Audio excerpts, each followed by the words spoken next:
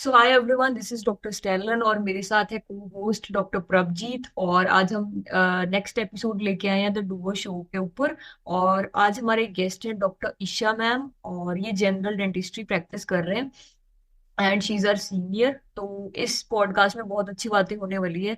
I hope कि आप podcast and तक जरूर देखोगे, और प्लीज हमारे चैनल को लाइक भी करें, सब्सक्राइब भी करें, और जितना ज्यादा हो सके वीडियो को शेयर करें, और हमें रिव्यूज भी दे कमेंट में, ताकि हम आगे इम्प्रूव भी करें और हमें आइडिया भी हो कि हम कौन से गेस्ट को आगे बुलाएंगे। So please do watch this podcast. और हाय डॉक्टर ईशा, कैसे हो हेलो मैम स्टेल। आप? मैं ठीक हूँ, आप बताओ। मैम बढ़िया। Hello ma'am. First of all thank you hello. So much आपके प्रीशियस टाइम के लिए। नहीं, it's okay, thank you so much. तो मैम आप एक्साइटेड हो आज के पॉडकास्ट के लिए? तो हम या शुरुआत गुड। करें। बहुत ज्यादा एक्साइटेड हूँ मैं। बहुत देर से। सही बात है मैम, बहुत देर से प्लान हो रहा था बट आज फाइनली। उसमें हम यही पूछना चाहेंगे, हमारे व्यूअर्स को बताइए, who is doctor Isha. Doctor Isha is simply a girl who is very simple girl, and बिल्कुल ऐसा कुछ नहीं है कि बहुत ज्यादा हाई फाई लोकेलिटी ये वो, ऐसा कुछ नहीं है। I am just simple mediocre family belonging girl, and I am a dentist. मेरा ड्रीम है कि मैं एक रिनोन डेंटिस्ट बनूं। अच्छा, और यही है एक मेरी पहचान, सिंप्लिसिटी, कि हाँ बस एक गुड डेंटिस्ट बनना है मुझे। This is doctor Isha from, कि लोग मुझे मेरे काम से जाने। Who is doctor Isha? Doctor Isha वो डेंटिस्ट। मैम जैसे आप बोला कि ये आप सिंप्लिसिटी में बिलीव करते हैं, व्हाई मैम? ऐसा क्यों? क्योंकि आज के बिकॉज मॉडर्न टाइम। या मॉडर्निज्म सब चल रहे हैं, हमें लोगों के पीछे क्यों भागना है? राइट। गांधी जी ने जैसे बोला है, simple living high thinking. You know, thinking जब तुम्हारी बड़ी होएगी, सिंप्लिसिटी वहीं से शुरू होती है। ठीक है, तो गांधी जी के अकॉर्डिंगली जो रूल्स हैं कि simple living high thinking, so this is the main motive, और आई थिंक सबका होना चाहिए। अब आपकी स्कूलिंग से स्टार्ट करेंगे कि तब ईशा मैम कैसे थे स्कूलिंग के टाइम? स्कूलिंग के टाइम पे actually I have done my first to tenth from PSCB. तो तब मैं बहुत पढ़ाकू बच्ची थी, नो डाउट अभी भी थी। कॉलेज टाइम पे भी बहुत पढ़ाकू, ऐसे एक्स्ट्रा करिकुलर में भी बहुत ज्यादा मुझे इंटरेस्ट था। ठीक है, कुछ भी स्पोर्ट्स हो चाहे ड्राइंग हो, है ना, और सिंगिंग हो, म्यूजिक, कुछ भी, dancing, I was very active in that. और उसके बाद मेरा plus 1 plus 2 was in CBSE. No doubt एक स्कूल चेंज करने में कुछ हर्डल्स आते हैं हमेशा, कि हाँ एक न्यू एनवायरनमेंट है, न्यू टीचर्स हैं। और पंजाब बोर्ड से सीधा सीबीएसई, एक डिफरेंट सिलेबस बिल्कुल ही चेंज, और न्यू फ्रेंड्स, सब कुछ, एनवायरनमेंट टोटली चेंज। तो उस टाइम पे थोड़ा सा एक हो जाता है कि how will I adjust with them, और कैसे होगा सब कुछ मैनेज। तो ठीक है, तब भी हो गया था, तब भी धीरे धीरे पढ़ना, एक पढ़ना का था कि हाँ पढ़ना ही पढ़ना है, कोई बात नहीं, इट्स ओके, जैसा भी हो अच्छा होना चाहिए, सब ओके। उसके बाद कॉलेज में आए, तो ऐसा नहीं होना चाहिए कि पढ़ाकू बुकवर्म नहीं होना चाहिए। यू शुड बी सब कुछ, मतलब you should B interacted with everything, कि फिजिकल एक्टिविटी हो चाहे वो एक्स्ट्रा करिकुलर में कुछ भी हो। ठीक है, तो बस यही था मेरा कि हाँ पढ़ाकू ज्यादा नहीं, बट हाँ okay good, I was good. मतलब एक बात बड़ी मेरे दिमाग में आती है कि कई बच्चों को जो पीएसईबी में पहले पढ़ते हैं, जैसे 10th तक हो गया ना वो पंजाब बोर्ड, उसके बाद जब हम डायरेक्ट शिफ्ट करते हैं टू सीबीएसई, या फिर कई लोग आईसीएसई में भी करते हैं, तो उनके लिए क्या डिफिकल्टीज आती हैं जो कि शायद आपने फेस की होंगी? आप उनको थोड़ा एड्रेस कर दीजिए। एक्चुअली मेरे को एज सच कोई डिफिकल्टी नहीं आई from PSCB to CBSE, because मेरा जो स्कूल था that was really very good. तो आतम पब्लिक स्कूल, तो हमारा बेस वहां पे बहुत स्ट्रांग था। आई थिंक अगर किसी स्कूल में तुम्हारा बेस बहुत अच्छा है ना, तो तुम्हें आगे जाके प्लस 1 प्लस 2 में इतनी डिफिकल्टीज नहीं आती हैं। If you change not in plus 1 plus 2, कोई भी क्लास में, तो अगर हम चेंज करते हो, अगर तुम्हारा बेस स्ट्रांग है, तो अगर तुम कॉन्फिडेंट हो खुद को लेके, you will not find any difficulty. From my point of view नहीं आती, इतना डिफिकल्टी नहीं आती है। एग्जैक्टली मैम, जैसे आपने कहा था कि बेस स्ट्रॉन्ग होना चाहिए, मैंने फेस किया कि ना 10th तक मैं खुद पीएससी भी मैंने स्टडी की है। तो मेरे को ऐसा लगता है कि जो 10th तक ना मेरा बेस मैंने रट्टा मारकर किया सब कुछ। जब मैं +1 में आया, तो +1 में मैं क्योंकि कॉम्पिटिटिव एग्जाम दिया नीट का, तो कुछ भी फिजिक्स केमिस्ट्री ऊपर से ही निकलती थी। ये आपसे बिल्कुल। 100% एग्री करता हूँ बात। पर मैम आपको नहीं लगता कि लाइक पीएससीबी और सीबीएसई बोर्ड जैसे आज के टाइम पे लोगों ने हाइप बना दी है कि जो सीबीएसई बोर्ड वाला बच्चा है वो तो जिंदगी में कुछ भी कर लेगा, जो पीएससीबी बोर्ड वाला बच्चा है वो बेकार है। ऐसा कुछ नहीं है, ऐसा दिस इज टोटली फेक और टोटली एक रबिश थिंग है, मिथ है, दिस इज अ मिथ कि ऐसा कुछ नहीं है। जिन्होंने करना है वो पीएससीबी में रह के भी आईपीएससी क्लियर कर रहे हैं। बच्चा अच्छा होना चाहिए, he should be focused, he should have discipline, consistency and focus. वो होना चाहिए उसकी लाइफ में। अगर तुम्हारे में तुम फोकस ही नहीं कर पा रहे हो, तुम्हारे में वो पैशन नहीं है, तुम्हारे में वो एक्साइटमेंट नहीं है कुछ करने की, तो you can't do anything. Exactly exactly. Ma'am और मतलब मेडिकल फील्ड में आने का वो सपना बचपन का था, कैसे था वो बताओ। वो ऐसा था कि my father is a doctor, तो मुझे उनसे देख के ही था कि मुझे डॉक्टर बनना है। बिकॉज जब मैं उनकी क्लिनिक पे कभी जाती थी या वो जैसे पेशेंट से डील करते थे, यार पेशेंट सुनो डॉक्टर साहब ऐसे बोलते हैं ना, तो वो जो अच्छा वाइब मिलती है ना, ओके अच्छा पेशेंट ऐसे बोलते हैं, तो ऐसा बहुत अच्छा फील होता था। तो मुझे शुरू से ही था पापा को देख के ही कि मुझे डॉक्टर ही बनना है। चाहे एज सच कुछ नहीं था, बट हाँ शुरू से था कि एमबीबीएस बनना है जो भी है।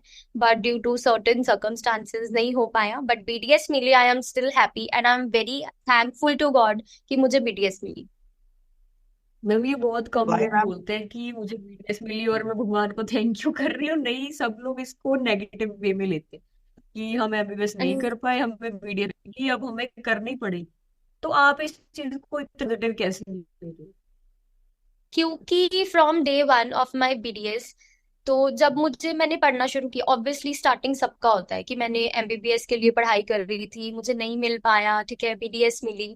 लेकिन अगर तुम एक फील्ड में आ गए हो, तो उसको तुम अगर अपनी कमजोरी समझ के, या मैं फंस गई या मैं फंस गया, मेरे को करनी पड़ रही है, that is not a good thing in your career. मैं सिर्फ ये नहीं बोल रही हूँ कि सिर्फ बीडीएस के लिए, आगे भी अगर तुम इन फ्यूचर कोई भी प्लान बनाते हो कि यार मुझे करना पड़ रहा है, अगर तुम अपने मन से कर रहे हो ना, पैशन होता क्या है, पैशन एक वो एनर्जी है when you focuses on it. ठीक है, अगर फोकस ही नहीं होगा तुम्हारा, तो तुम में एक्साइटमेंट ही नहीं मिलेगी, एक्साइटमेंट में मिलेगी तुम में पैशन नहीं होगा उस चीज का। तो मेरे अकॉर्डिंगली शुरू से ही फ्रॉम डे वन मैं ऐसी थी कि यार अच्छा हो गया है, चलो कोई बात नहीं, अब इसमें अपना बेस्ट देना है, जो मर्जी हो जाए। फिर वो बेस्ट देते देते अगर तुम उसमें एक बोलते हैं ना कि बड़े बुजुर्ग बोलते हैं, एक चीज में तुम रुझ जाओ ना, तो वो चीज हमेशा फलदायक होती है। ठीक है, नो डाउट हर्डल्स बहुत आते हैं, हर एक चीज में आते हैं, और ये सिर्फ ये नहीं है कि हाँ एमबीबीएस बहुत अच्छी है, बीडीएस बिल्कुल ही खराब है, ऐसा कुछ नहीं है। दोनों के टेस्ट भी सेम होते हैं, यू नो दैट, नीट दोनों के लिए सेम होता है, सब सिलेबस कुछ परसेंट दोनों का सेम होता है, सिर्फ आई थिंक 30-20% अलग होता है। तो ऐसा कुछ नहीं है, बीडीएस अगर तुमने ऑप्ट कर ली है तो you should B 100% active in it, और यू शुड बी फोकस्ड कि हाँ मैंने अब कर लिया है तो होना चाहिए। बट मेरे अकॉर्डिंगली ऐसा कुछ नहीं। तभी सुसाइडल अटेम्प्ट्स होते हैं, क्यों करते हैं बच्चे सुसाइडल अटेम्प्ट्स? कि मुझे करनी पड़ रही है, मैं क्यों कर करनी रही हूँ, पड़ रही है। मैं एम ही आ गई, ऐसा। तो वो नहीं होना चाहिए, मैम अगर मेरे तुम आ साथ गए एक हो तो हंड्रेड इंसिडेंस ऐसा परसेंट हुआ था। हाँ जी, एक बार ना आप, शायद मैं अब तब आपको नहीं जानती थी, कॉलेज में शायद सेकेंड ईयर की बात है, तब आप इंटर्न थे शायद, पता नहीं फर्स्ट ईयर की। तब क्या हुआ था कि मैंने नीट दोबारा दिया था फर्स्ट ईयर में, ये बहुत कम लोगों को पता है, आपको शायद पता था ये ना। और आपने फिर मेरे को बोला था कि एमबीबीएस और बीडीएस की पढ़ाई तो सेम ही है, कुछ इतना कस नहीं है, जब तक तुम फिफ्थ ईयर में फाइनल ईयर के बाद इंटर्नशिप में जाओगे तब तक तुम्हें सारा कुछ सेम लगेगा, कि तुम डॉक्टर वाली फील्ड बिल्कुल। लेने लग जाओगे, तो पढ़ाई पे फोकस करो। तब से फिर मैंने सोच लिया था, मैंने कहा कि यार अगर सीनियर बोल रहे हैं इसका मतलब कुछ तो है, तो इतना खुद का दिमाग लड़ाने की जरूरत नहीं है, बीडीएस के ऊपर ही फोकस करते हैं। ये तब की मुझे ना ये बात याद है, आपने बोला था ये। Thank you. बट सीरियसली जहां पे तुम, अगर तुम पाथ पे चलते रहो, you should not stop it. मतलब द मोमेंट, अगर लर्निंग जैसे हम बोलते हैं कि every day should be a learning, ठीक है, तो वो बहुत अच्छा है कि एक पाथ पे अगर तुम चल रहे हो ना, तो तुम सीखते जाओ। हर्डल्स बहुत आती हैं, नो डाउट, तुम्हें ऐसे लोग भी मिलेंगे बीच में तुम्हारे पाथ के जो बोलेंगे कि यार कहाँ फंस गई तू, एवी छोड़ दे, हम एग्जैक्टली तो हाँ पछता रहे जी। हैं। ठीक है, थर्ड या फाइनल ईयर तक भी लोग तब वो बोलते हैं टॉक्सिसिटी तो आती है। Exactly ma'am. हमेशा। मेरे को ऐसा लगता है मैम कि लोग बीडीएस के प्रति नेगेटिव इसी कारण होते हैं, जब चारों ओर से ये सुन लेते हैं यार बीडीएस में स्कोप नहीं है, मैंने भी बीडीएस की है, बिल्कुल। पेशेंट्स नहीं आ रहे, क्लिनिक अगर खोल दी है। हम्म। स्टार्टअप में जब भी तुम स्टार्टअप करते हो, ऐसा कोई वो कोई सिर्फ डेंटल की बात नहीं है, ऐसा कोई भी फील्ड नहीं है कि तुम जाके अपनी शॉप या क्लिनिक कुछ भी खोलो और आते ही तुम्हें भंडार मिल जाए पेशेंट्स का। ऐसा नहीं होता है। यू बिल्कुल। Should give your time to your clinic, you should give your passion, you should give your proper dedication to that thing. अगर तुम बैठोगे ही नहीं, तुम ऐसे सोच लोगे कि भाई मैं बैठ रहा हूँ, 2-2 3-3 घंटे बैठ गया हूँ लेकिन पेशेंट तो भी कोई भी नहीं आया, तो नहीं आएगा वो इतनी जल्दी। अब तुम इतने टाइम से उस एरिया में कोई डॉक्टर है या डेंटिस्ट है, वो उन्हीं के पास जा रहा है, तुम न्यू डेंटिस्ट हो, ऑब्वियसली एक बंदा आएगा तभी वो तुम्हें तुम्हारी एक देगा दूसरे बंदे को जाके कि हाँ ये डॉक्टर न्यू आए हैं, इन्होंने काम मेरा अच्छा किया, तभी वो आगे जाके लोगों को बताएगा। अगर तुम पहले से ही हार मान के सोचोगे ना, नहीं यार मैं नहीं बैठूंगा, पेशेंट्स ही नहीं आए, तो ऐसा नहीं, तो फिर नहीं आएंगे। नेगेटिविटी नहीं होनी चाहिए, यू शुड बी पॉजिटिव। तो ईशा मैम के लिए डेंटिस्ट की हम्म। पैशन है या प्रोफेशन है, आपसे पूछना चाहूँ। दोनों। इट्स दोनों। A passion from the first year, and पहले नो डाउट प्रोफेशन था एक कि डेंटिस्ट है, ओके। पैशन को मैम कैसे डिफाइन करते हैं, क्योंकि लोगों तभी का ना आप बहुत इसको बड़ा एंजॉय कर पाओ। मिसकंसेप्शन है कि पैशन वो जिसमें मजा आए। ऐसा है कि वो लेकिन हमें पैशन करना पड़ता है, यही कहना है तब मैंने। बनती, हम्म। करेक्ट, जब वो चीज हमें बनती तब है पैशन, जब तुम उसे करना शुरू करोगे। ठीक है, ऐसा कोई चीज नहीं होती कि तुम स्टार्टिंग से ही उसको मजा आए तुम्हें, तुम्हें वो करना पड़ता है, ऑप्ट करना पड़ता है उसमें अपना, मतलब एक, you have to burn yourself for that. वो चीज है पैशन।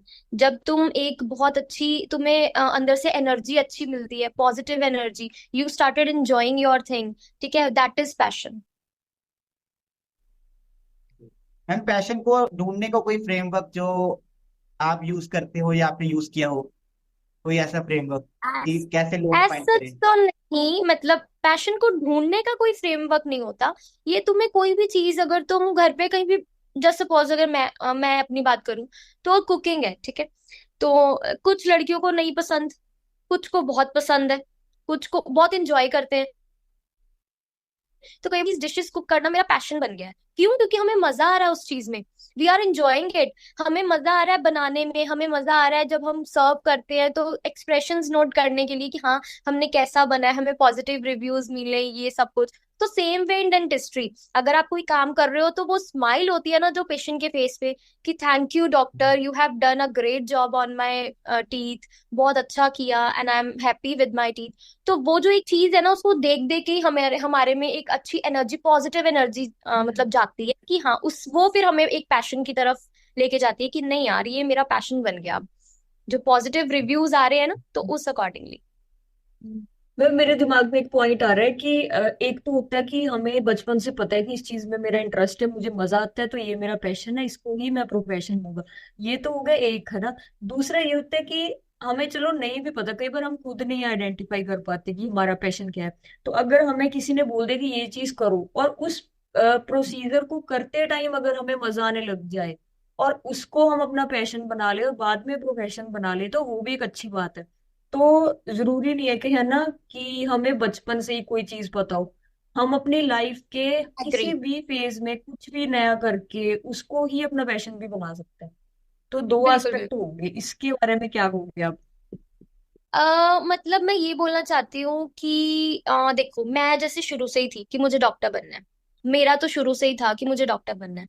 अब मेरा एक ये भी सपना है कि मुझे पढ़ाना भी है बच्चों को। जब शुरू शुरू से एक छोटे बच्चों को होता है ना कि डॉक्टर बनना है, नहीं मुझे अब टीचर बनना है, नहीं अब मुझे एयर होस्टेस बनना है, तो ये चीजें शुरू से ही आ जाती हैं। तो जैसे हम छोटे होते खेलते होते थे तो टीचर टीचर खेल लिया, ये वो, है ना, अपने क्लासेस को पढ़ाना, ये वो, बहुत तब से मुझे है कि मुझे टीचर बनना है। फिर पापा को देख देख के नहीं डॉक्टर वाली लाइन में जाना है, तो हम जॉब भी ऐसी मिलती है बीडीएस ट्यूटर के नाम से, ठीक है। तो अब जैसे मेरा पैशन बन गया डेंटिस्ट्री, बट एक मेरा ड्रीम है कि अगर लेक्चरर वाली फील्ड में जाऊंगी ना, तब वो भी मेरा एसन की आगे जाके वो मेरा पैशन बन जाएगा। क्यों? क्योंकि मेरे को शुरू से ही है कि हाँ मुझे मजा आने लग जाएगा उसमें शायद। एक थिंकिंग है, एक बड़ा अच्छा ना श्लोक है भागवत गीता का कि यद भावम तद भवति। तो इसका मतलब ये है कि as you think so you become. जैसा तुम अच्छा सोचोगे ना कि हाँ अगर मैं शायद इसमें जाऊं तो अच्छा हो जाऊं, तो वैसा ही तुम बन जाओगे। अगर तुम नेगेटिविटी लेके चलोगे ना कि नहीं यार मे भी ऐसा नहीं हो सकता, वो नहीं चीज पहले अगर आ जाएगी ना, तो यू कांट अचीव एनीथिंग। मेरे अकॉर्डिंगली बिल्कुल। पैशन इज जब तुम किसी भी चीज को एंजॉय करना शुरू हो जाओ, किसी भी चीज को, it's anything. You no need to have कि एक ही पैशन है मेरा, अलग अलग हाँ पैशंस भी हो जी। सकते। ठीक है। और एज नॉट भी डिफर कर सकती है कि किस बंदे का किस एज में जाके पैशन पता लग रहा है, तो वो करेक्ट। क्राइटेरिया भी नहीं है कोई। बिल्कुल बिल्कुल एग्रीड। तो ये जरूरी नहीं है, हमारे पेरेंट्स को भी तो कई कई बार जब कुछ चीज करने लग जाते हैं वो, या कभी कभी हम लोग छोटे होते तो इतना ज्यादा कुकिंग कुकिंग की अगर मैं बात करूँ, छोटे होते हम लोग नहीं करते, बड़े होके हम लोगों को मजा आने लग जाता है यार इस ये मजा आ रहा है इसमें, ये अच्छी चीज है, मम्मा ऐसे बनाती हैं खाना। तो उसमें भी एक पॉजिटिविटी, फिर लोगों का वो भी पैशन बन जाता है, फिर वो शेफ की तरफ चले जाते हाँ हैं। जी। इसी तरह से तो जाते हैं। हम्म। एज डजेंट मैटर, पैशन में एज मैटर नहीं करती है। मैं वो जैसे जैसे हमारे लाइफ के एक्सपीरियंसेस बढ़ रहे होते हैं ना, तो हमें कुछ डिफरेंट चीज क्लिक करती है कि क्या ये भी मैं ट्राई कर सकता हूँ, है ना। तो अगर हम उस चीज तरफ जा रहे हैं, लेकिन कई लोगों को होता है ना कि मेरी एज बहुत होगी, मैं 30+ हो गया, 35 होगी, अब मैं कुछ नया स्टार्टअप करूंगा तो वो हो नहीं पाएगा। किसी भी एज पे करते हो ना जो आपको मन से खुशी दे रही है चीज, तो वो आप पैशन बना सकते हो। बिल्कुल करेक्ट। एज डजेंट मैटर, तुम किसी भी एज में कुछ भी अचीव कर सकते हो। इट्स अपॉन यू कि तुम उसको कितना इनपुट दे रहे हो। मैं वही बोल रही हूँ ना कि नेवर स्टॉप बिल्कुल। Fighting until you reach your destined position या प्लेस। तब तक तुम्हें फाइट करना नहीं छोड़ना चाहिए। You should B fighting every day, every moment of your life, कि हाँ मुझे ये करना है, मुझे वो करना है। ऐसा तो है नहीं कि तुम अगर डेंटिस्ट बन गए हो, अपनी बात करूं, डेंटिस्ट बन गए हो तो एक जगह पे तुम स्टक हो गए हो, नहीं। तुम्हें अलग अलग चीजें भी ट्राई करनी चाहिए। ऐसा नहीं है हाँ डॉक्टर जी आगे लिखा बिल्कुल। होता है तो तुम आगे कुछ कर नहीं सकते। You can do anything in every field. मैं एक्सप्लोर करते जाओ ना अपनी पर्सनैलिटी को कि क्या हम और बिल्कुल अच्छा कर सकते हैं इसको improve करना। Correct right. ये बढ़िया पॉइंट है। मैम आप प्रभजीत। डेंटिस्ट्री के साथ जैसे आपने अभी कहा कि ट्राई करो डिफरेंट चीजें, आप कुछ ऐसा एक्सप्लोर कर रहे हैं अपनी लाइफ में? हाँ काफी चीजें, लाइक मेरे को कुकिंग बहुत पसंद आने लगी है। पहले नहीं आती थी, अब मुझे बहुत पसंद आने लगी है। ठीक है, अब मेरा ध्यान ज्यादा डेंटिस्ट्री के अगेंस्ट भी मेरा मतलब ऐसा है कि डेंटिस्ट्री एक साइड पे, फिर उसके बाद अगर मेरे को फ्री होता है तो मुझे होता है कि मैं वर्कआउट्स कर लूं, उस पे भी मुझे मजा आने लग गया है। ठीक है, अब अगर ज्यादा और कोई चीज हो डेंटिस्ट्री में ही अगर मुझे एक्सप्लोर करना हो, तो आजकल बड़ी कॉस्मेटिक डेंटिस्ट्री आ गई है, तो उसमें मुझे बहुत अच्छा लग रहा है कि हाँ मैं गेन करूँ नॉलेज कि होता क्या क्या है उसमें। ठीक है, ऐसा क्या हो रहा है अब, जैसे आर्टिफिशियल इंटेलिजेंस वाली आई है चीज, उसमें क्या हो रहा है, ऐसा क्या चीज है जो हमें प्लस पॉइंट दे रही है आर्टिफिशियल इंटेलिजेंस, ऐसी क्या चीज है उसमें। तो वो मुझे बहुत मजा आ रहा है उस चीज में एक्सप्लोर करने में। Means never you should not stop learning. Dental field में किस टेक्नोलॉजी को देखने के लिए कह सकता हूँ, मतलब आप इच्छुक हैं या आपको लगता है कि डेंटल फील्ड में ना ये टेक्नोलॉजी आनी चाहिए? आ चुकी है आर्टिफिशियल आ चुकी इंटेलिजेंस ऑलरेडी रनिंग, और वो बहुत है। अच्छी। ओके। मीन्स अगर आर्टिफिशियल इंटेलिजेंस, वो एक ऐसी चीज है कि मीन्स इतनी अच्छी प्रिसीजन है उसमें कि जो आप चीज अपने नेक्ड आइज से नहीं देख सकते या एक 2D एक्सरे से नहीं पता लग सकता, वो मशीन बता देती है। रूट फ्रैक्चर्स कई बार हम लोग मिस कर देते हैं। ठीक है, एज अ डेंटिस्ट मैं खुद कई बार मिस कर देती हूँ कि यार ऐसा दिख तो रहा नहीं है, लेकिन पेशेंट उसको केरीज नहीं है, उसको कोई जिंजाइवल इश्यू नहीं है, उसको कोई दिक्कत नहीं है, लेकिन बाइट रिलीज करने पे उसको प्रॉब्लम है। तो वो जो चीज है रूट फ्रैक्चर, वो बता रहा है आर्टिफिशियल इंटेलिजेंस मशीन। वही ना, एक वो चीज है कि जब तुम्हारे माइंड को वो चीज नहीं पता होगी, the mind doesn't know what eyes, then eyes doesn't see. तो वो DH लॉरेंस ने एक बहुत अच्छी चीज कही है कि अगर तुम्हारे माइंड को ही नहीं पता होगी वो चीज, आईज देख ही नहीं पाएंगी। अगर मुझे पता ही नहीं होगा रूट फ्रैक्चर का कॉज क्या है, कैसा पता लगता है वो, तो मुझे वो नॉलेज ही नहीं होगी कि भाई ठीक है बाइटिंग भी हो रही है, मे बी आप किसी और डेंटिस्ट के पास रेफरेंस ले लो जी। ठीक है, तो वो आर्टिफिशियल इंटेलिजेंस मुझे बहुत अच्छी चीज लगी कि वो प्रिसीजन भी दे रही है, एक इतनी मतलब 95% तक इट्स टेलिंग पेरियोपाइकल लीशंस, मतलब इतनी अच्छी है वो। मतलब क्या एआई जो है आगे जाके डेंटिस्ट जो होते हैं उनको रिप्लेस कर सकती है? तो फिर ये तो बहुत बड़ा इशू बन जाएगा ना जी कि मैम, और जो चैट जीपीटी के ओनर है ना सैम ऑल्टमैन, वो भी यही कहते थे, सैम ऑल्टमैन और इलोन मस्क, की अगर एआई इस तेजी से अगर डेवलप होगी तो जैसे स्टैलिन ने अभी पॉइंट बोला, बाकी फील्ड के साथ साथ डेंटल फील्ड को भी जो डॉक्टर्स है उनको भी रिप्लेस कर देगी। करेक्ट। मतलब इतनी हम टेक्नोलॉजी बेस्ड हो गए हैं ना हम लोग आजकल के, जैसे आपने मॉडर्निज्म की बात करी पहले, ठीक है, कि हम लोग इतने मॉडर्निज्म हो गए हैं, मतलब इतने मॉडर्निज्म को फॉलो करने लग गए हैं कि हर चीज हमें बनी बनाई चाहिए। डेंटिस्ट, अब हम लोग क्या है, हम लोग सब चीज खुद करना चाहते हैं। पेशेंट आया, we are taking his history, we are taking x-rays, we are planning his treatment, ठीक है, वी आर डायग्नोसिस हिज, मतलब उसकी डायग्नोसिस कर रहे हैं हम। अब वो सब कुछ चीजें एआई कर रही है, तो ऑब्वियसली इट्स 100% श्योर कि एआई रिप्लेस कर देगी डेंटिस्ट्री फील्ड में भी, ठीक है, बट आई होप ऐसा ना हो, बिकॉज ऐसा फिर हमारे लिए डिफिकल्टी हो जाएगी।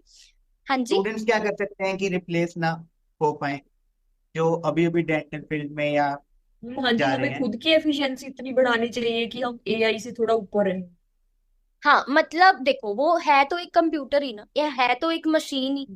ह्यूमन जितना एक एक्सप्लोर कर सकता है अपने फील्ड में तभी मैं बोल रही हूँ ना कि अपने आप को एक्सप्लोर, मतलब खुद एक्सप्लोर करना सीखो, आसपास भी चीजें। सिर्फ एआई पे डिपेंडेंट रहना is not a good thing, ठीक है। अब कोई भी चीज है, हम लोग इतना इलेक्ट्रॉनिकल बेस्ड है ना चीजें, कि हर एक पे हम लोग डिपेंडेंट है। ये नहीं होना चाहिए, ये हो गया, हमें बनी बनाई चीज चाहिए, तो पेशेंट्स भी ऑब्वियसली उनका भी तो टाइम बच रहा है ना, वो लोग खड़े हो रहे हैं, उनको सब कुछ बता रहा है वो मशीन। और मेरे अकॉर्डिंगली एक पर्सन को और डेंटिस्ट को, अब जो अपकमिंग डेंटिस्ट हैं, उनकी वो एआई जो है वो आगे जाके डेंटिस्ट्री में रिप्लेसमेंट ना क्रिएट करे। मैम एक ना लेटेस्ट, एक आपने भी शायद सुना होगा, रिसेंट एक इंसिडेंट था जो किसी के घर पे मंकीज आ गए थे ना, वो लड़की ने आईफोन के ऊपर ही बोल दिया सीरी को कि आप एक डॉग की आवाज निकालो, है ना। और सीरी ने तब एक्ट किया और वो मंकीज भाग गए। ये मैंने अभी देखी है, रिसेंटली 1-2 दिन पहले की बात है। तो वहां पे मुझे एक चीज सीखने को मिली कि अगर सीरी जो एप्पल है वो तो हमने खुद बनाया ना, मतलब ह्यूमन माइंड उसमें लगा है उस चीज को बनाने में। तो अगर हम खुद उससे ऊपर रहे थोड़ा, तो एआई रिप्लेस नहीं कर सकती ह्यूमंस को। लेकिन अगर हम करेक्ट। खुद ही उसे कह रहे हैं कि ये करो रिप्लेस, खुद ही हम इतना ज्यादा यूज कर रहे हैं, मतलब इतना करना नहीं चाहिए जितना हम कर रहे हैं, तो शायद आगे जाके एआई रिप्लेस कर सकती है। हाँ, तो पॉसिबल थोड़ा सा चांसेस हमें है, खुद बट ध्यान देना चाहिए। बिल्कुल बिल्कुल, we should be on the top most level then that machine. Machine is nothing, hmm. We are everything, humans are everything, machines के ऊपर इतना डिपेंडेंट नहीं होना चाहिए। नो डाउट वो पॉजिटिविटी भी है, अच्छी चीज भी है, लेकिन उसका एक्सेस यूज करना इज नॉट गुड। कंट्रोल हमारे अंडर हो तो सब ठीक है। अगर एक बार कंट्रोल छिन गया तो it's going to be very dangerous. Correct. ये बात थी। हाँ जी। कुछ मैम ऐसी प्रभजीत। वेबसाइट्स या कुछ ऐसे पेजेस जिनसे डेंटल एस्पायरेंट्स अपने आप को अपडेटेड रख पाए, जो आप मतलब यूज करते हो एजुकेशन पर्पस के लिए? स्पेसिफिक ये मैं डेंटल फील्ड आपसे पूछना चाहता हूँ क्वेश्चन आपसे। मैं सिर्फ डेंटिस्ट्री की फील्ड के पेजेस नहीं फॉलो करती, मैं मेडिकल में मतलब कुछ भी हूँ, चाहे वो एमबीबीएस वालों के भी क्यों ना हो, मैं उनके भी फॉलो कर लेती हूँ। नॉलेज ही है, गेन करनी है जहां से मर्जी कर लो। तो डेंटिस्ट्री ठीक में है। एक डेंटिस्ट्री माई वर्ल्ड करके है, इन भी बहुत अच्छा है। एक डेंटिस्ट्री बाइट्स करके है, बहुत अच्छा पेज है। और एक ना, अगर तुम्हें मतलब एक किसी को अगर साथ में यूपीएससी का एग्जाम क्लियर करना है, ठीक है, कईयों को होता है ना कि मुझे सिविल सर्विसेज वाली लाइन में जाना है, अगर उसने बीडीएस कर ली है तो एक बहुत अच्छा एक पेज है नॉलेज विद इतेश करके, इंस्टाग्राम पे। He gives every basic knowledge about parliament, about earth, about atmosphere, everything. तो अगर किसी को चाहिए कि आगे जाके वो आगे एक्सप्लोर करना है, उसे आईपीएस ये वाली फील्ड में जाना है, तो वो पेज फॉलो कर सकता है। इट्स वेरी गुड पेज, मैंने फॉलो किया हुआ है। और एक विटी एनाटॉमी करके है, वो भी बहुत अच्छा है। एक मेडिसिन का है पेज, डॉक्टर, एग्जैक्ट मुझे नाम नहीं याद। वो मेडिसिन के ही डॉक्टर हैं, वो फार्मा मेडिसिन बहुत अच्छी विद एमसीक्यूज देते हैं। He is also very good. तो हमें एग्जैक्ट। सोशल साइट्स को इन अ गुड मैनर यूज करना चाहिए, not in a bad manner. सभी पेजेस का मैम ना हम इस पॉडकास्ट के नीचे लिंक दे देंगे, आप जरूर प्रोवाइड करिएगा कि सभी लोगों की हेल्प होगी। मैं नेम्स लिख दूंगी, correct, I provide you names. Ma'am dentistry और एमबीबीएस के अलावा कुछ आपके और मतलब एस्पेक्ट्स जिनके बारे में आप सीखते हो डेली बेसिस पे? आपने कभी किसी को कुछ। बताया ना हो और आज आप शेयर करना चाहते हो। हाँ। अगर या सीखना डेंटिस्ट्री और, चाहते हो? ओके, मैं डेंटिस्ट्री और एमबीबीएस के अलावा की बात कर रही हूँ ना। हाँ जी। मैं हाँ जी। Ayurvedic, obviously my brother is doing BMS. तो Yeah. मैं उसी की फील्ड में ना, मुझे वो पंचकर्मा, ये चीजें ठीक है, और वो कैसे वो हेडेक होता है अगर किसी का, और हेयर ग्रोथ करनी है, सो हाउ वो टेक्निक्स जो है ना उनकी, जो नेचुरल टेक्निक्स हैं, हाउ यू वो जड़ी बूटियां डाल के, I want to learn that. Because of my Sanskrit I didn't opt for BMS, because मुझे संस्कृत नहीं आती थी। सो मुझे, मैं I am happy in BDS, I am very happy in my field, but हाँ, अगर मुझे मौका मिले बीएमएस को एक्सप्लोर करने का तो मैं जरूर करूंगी।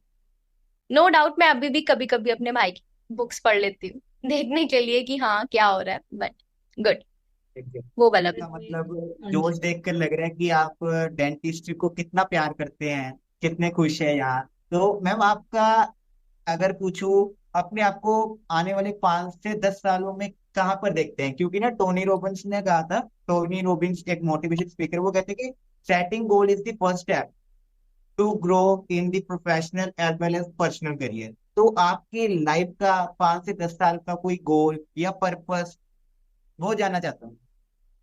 मेरा पर्पस ये है कि डॉक्टर ईशा कुंद्रा एक रिनॉन्ड डेंटिस्ट है, एंड लोग मुझे मेरे काम से जाने, ठीक है, okay that dentist, that doctor Isha Kundra, वो उनका ट्रीटमेंट, तो वो चीज मुझे चाहिए, ठीक है। और बस ये एक अच्छा डेंटिस्ट, एक गुड सिंपल और क्वालिटी वर्क वाला डेंटिस्ट मैं खुद को देखना चाहती हूँ।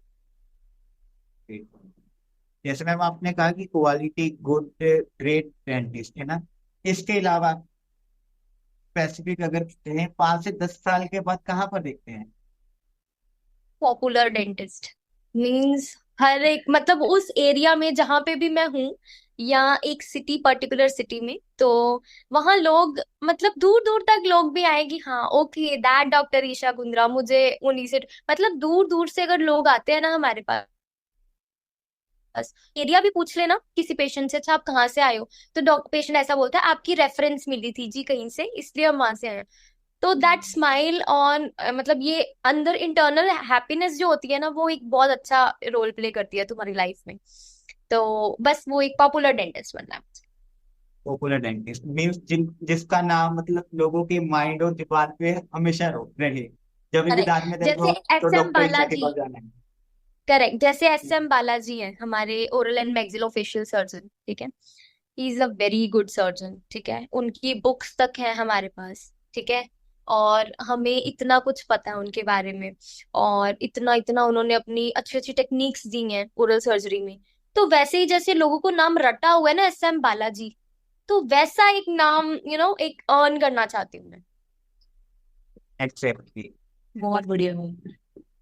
मैम एक बात मेरे और दिमाग में आ रही है कि जैसे कोई बीडीएस खत्म करते हैं, इंटर्नशिप भी होगी है ना, उसके बाद बंदा बनता है बडिंग डेंटिस्ट।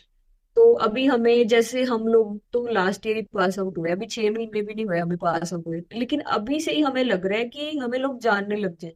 अभी हमने कुछ किया नहीं है, लेकिन हमारे अंदर वो इच्छा है कि हमें लोग जाने और हमसे काम करवाएं। और इससे एनजाइटी भी होती है, स्ट्रेस भी आता है कि हम तो कुछ सीख ही नहीं पा रहे इतने कम टाइम में। तो आप तो इतने साल हो गए आपको प्रैक्टिस में डेंटिस्ट्री में, तो आप इस स्ट्रेस को कैसे मैनेज करते थे आप जब उस लर्निंग फेज में थे? तो वो जो एनजाइटी होती है और हम एक प्रोक्रेस्टिनेशन करते हैं कि 5 साल बाद पता नहीं क्या होगा, 10 साल बाद पता नहीं क्या होगा, मैं कहाँ पे पहुंचूंगी, मैं सीख पाऊंगी या नहीं सीख पाऊंगी। तो उस चीज को आपने कैसे टैकल किया था? Meditation, one and the only, मतलब एक solution is meditation. When ever you feel stress, feel low, ठीक है, कभी भी किसी भी फील्ड में जब तुम्हें लग रहा, अब जैसे आपका ही प्लस पॉइंट कि आप लोगों को लोग जान रहे हैं, ठीक है, you have that passion to do, ठीक है, कि हमें अपनी फील्ड में आगे करना है। अब हमें लोग जान रहे हैं, वो एक अंदर से हैप्पीनेस आती है, और स्ट्रेस, नो डाउट स्ट्रेस भी आता है, जैसे हमें भी आता है, पेशेंट आया वो खुश है, अब हमें उसका काम और अच्छा करके देना है, हमारे ऊपर है, ये स्ट्रेस लेवल हम पे बढ़ गया। लेकिन मेडिटेशन, हाँ जी। कामली को अच्छे से क्वालिटी वर्क दो, पैसे के पीछे भागना या वो गेन करना कि भाई हमें पैसा मिल जाए, मनी मनी मनी, नो। आपकी हैप्पीनेस जो है वो एक आपके जो व्यूअर्स हैं उनसे आएगी, जो कमेंट कर रहे हैं उनसे आएगी, ठीक है। आपको जब भी आप कहीं जाओगे, यू वो पर्सन कोई भी, अच्छा आप वही डॉक्टर स्टैलन हो जो वो डुओ शो में होस्ट हो, तो दैट दैट एक एक hearing that thing from a viewer, from your fan, is a great achievement. तो वो चीज जो है, अगर स्ट्रेस लेवल तुम्हें मेंटेन करना है तो meditation, daily meditation, at least for 10 minutes. हाँ जी, मतलब वो स्ट्रेस लेवल को आप दूसरी तरफ लेके जाओ मेडिटेशन की फील्ड में, और पॉजिटिविटी है, वो एनर्जी पॉजिटिव प्लस पॉइंट लेके जाओ कि हाँ आपने ये अचीव किया है भाई, तभी आपको लोग जान रहे हैं, आपने ये अर्न किया है, you have burned yourself to achieve this, to earn this. रात रात को जाग जाग के आप लोगों ने ये मेहनत करी है, तो वो हार्ड वर्क हमेशा पेज ऑफ। मैं ना ये एंड हमारे मैम, व्यूअर्स को भी कहना चाहूंगी कि जो बडिंग डेंटिस्ट है, जिन्होंने अभी डिग्री खत्म की और अभी स्टार्ट ही की है डेंटल प्रैक्टिस, तो क्या होता है कि जब हम एक पेशेंट करते हैं हमसे अच्छा नहीं हो पाता, ये सही बात है कि हम पहली बार चीज परफेक्ट नहीं कर पाते हैं ना, और एक पेशेंट हमसे अच्छा भी हो रहा है, तो वो जो अच्छा हो रहा है उसको मन पे लेके जाओ, वो चीज को फॉलो हुआ है उससे सीख के उसे भूल जाओ, यही आप कर सकते हो। करेक्ट, क्या मैम करेक्ट, सही बोल रही हूँ मैं? बिल्कुल। एक मुझे बड़ी प्यारी लाइन आई इसी बात पे, improving yourself is better than proving yourself. You have to improve hmm. Yourself rather than prove yourself, हाँ जी। ठीक है। प्रूव बाद में, पहले हम्म। इम्प्रूव करो खुद को। प्रूव करोगे तो मतलब इम्प्रूव करोगे तो प्रूव अपने आप हो जाएगा। हमेशा ना दूसरों के जैसा नहीं बनना है। The more you like yourself, the less you are like anyone else. Great. जब हम बोलते हैं ना कि हम लोग कि मैं सिंप्लिसिटी, आप बोल रहे थे ना कि हाँ सब मॉडर्निज्म की तरफ भाग रहे हैं, मैं सबकी पीछे क्यों भागू, आई पर मैम एम कहीं अलोन। ना कहीं आता नहीं मन में आपके कि कोई मेरे से, जो आपके बैचमेट से अगर होंगे, हो सकता है कोई आपसे आगे हो, जब बढ़िया लाइफस्टाइल मतलब जी रहा हो, या उसके पास गाड़ी हो, कहीं आता नहीं आपके किसी पॉइंट पे माइंड में या मन में कि यार उस जैसा बनना है? नो डाउट एक आइडियल हमेशा होता है, ठीक है, ओके। और वो होना भी चाहिए, बट मेरे आपका कौन है को वैसे मैम? मेरा आइडल एज सच डेंटिस्ट्री की फील्ड में बस वही है, SM बालाजी। जैसा मैंने उनके बारे में ओके। सुना है, काफी पढ़ा है, उनकी बुक्स भी, मतलब जो स्पेशली OS वाली बुक, तो वो बहुत अच्छी है, बहुत अच्छे तरीके से उन्होंने समझाया है, ठीक है। और दूसरों की तरफ देख के I think you should not compare yourself with others, कभी भी नहीं, किसी भी फील्ड में नहीं। कंपैरिजन करोगे तुम्हें स्ट्रेस आएगा, you can't improve yourself, your growth will be stopped, your mental level will be harassed कि हाँ मेरे को उसके जैसा बनना है, उसके पास ये है वो। आप अपनी लाइफ जो जर्नी है वो कंटिन्यू करो, may be you will be ahead of him. तो ये चीज होनी चाहिए मन में कि हमें कंटिन्यू करते रहना चाहिए, you should not stop, stuck नहीं होना है। स्टबर्न जिद्दीनेस होनी चाहिए तुम्हारे काम में, स्टबर्ननेस होनी चाहिए, बहुत जरूरी है, तभी तुम्हारा पैशन, तुम्हारा जो करियर है वो एक ग्रेट लेवल पे पहुंच सकता है। एग्जैक्टली, अपने आप को डेली इंप्रूव करते रहना है, जैसे आपने लास्ट में बताया था, एवरी डे का learning day. Learning process, correct. बिल्कुल।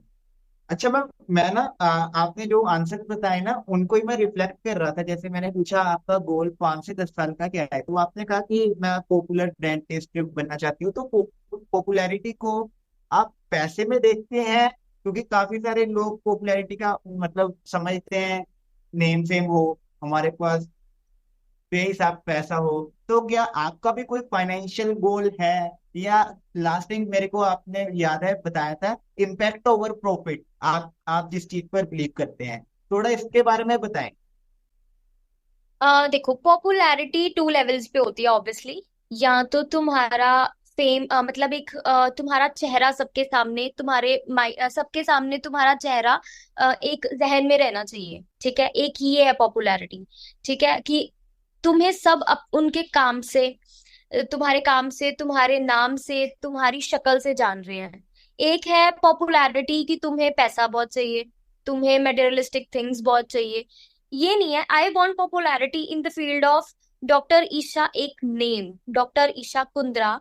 दैट नेम आई वॉन्ट कि हर एक के मुंह पे हो कि हाँ वो doctor Isha, not in the terms of money, not in the term of कि अच्छा वो ऐसा काम करते हैं। नो, क्वालिटी वर्क के जो एक है ना, वो होना चाहिए हर एक के मन में। तो वो मेरे लिए एक पॉपुलैरिटी होगी कि हाँ, एक अच्छा काम मिल रहा है हमें उस डेंटिस्ट से।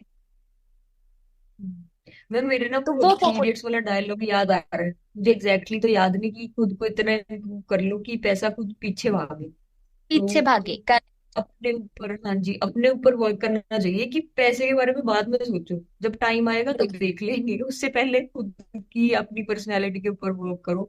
जो भी आप कर रहे हो उस प्रोफेशन में थोड़ा और अच्छा करो, अपने आप को उस तरह इम्प्रूव करो, तो पैसा खुद पीछे आएगा। बिल्कुल। तो जैसे मैम आपने कहा कि ये तो आपको बिलीव हो गया, बट मैम आपको नहीं लगता आज के टाइम पे मोस्ट ऑफ द डेंटिस्ट या डॉक्टर्स, जो आपका बिलीफ सिस्टम है, इम्पैक्ट ओवर प्रॉफिट, जो मैं समझाऊं आपकी आपकी बातों से, बट ज्यादातर लोगों का आज के टाइम पे प्रॉफिट ओवर इम्पैक्ट, कि हमें हमारा पैसा बनना चाहिए, डेंटिस्ट इसलिए कर रहे हैं कि पैसा वो सारा बना सके, जिस कारण कहीं ना कहीं जो सर्विस जिस लेवल की प्रोवाइड करनी चाहते हैं उस लेवल की हम डिलीवर नहीं कर पाते।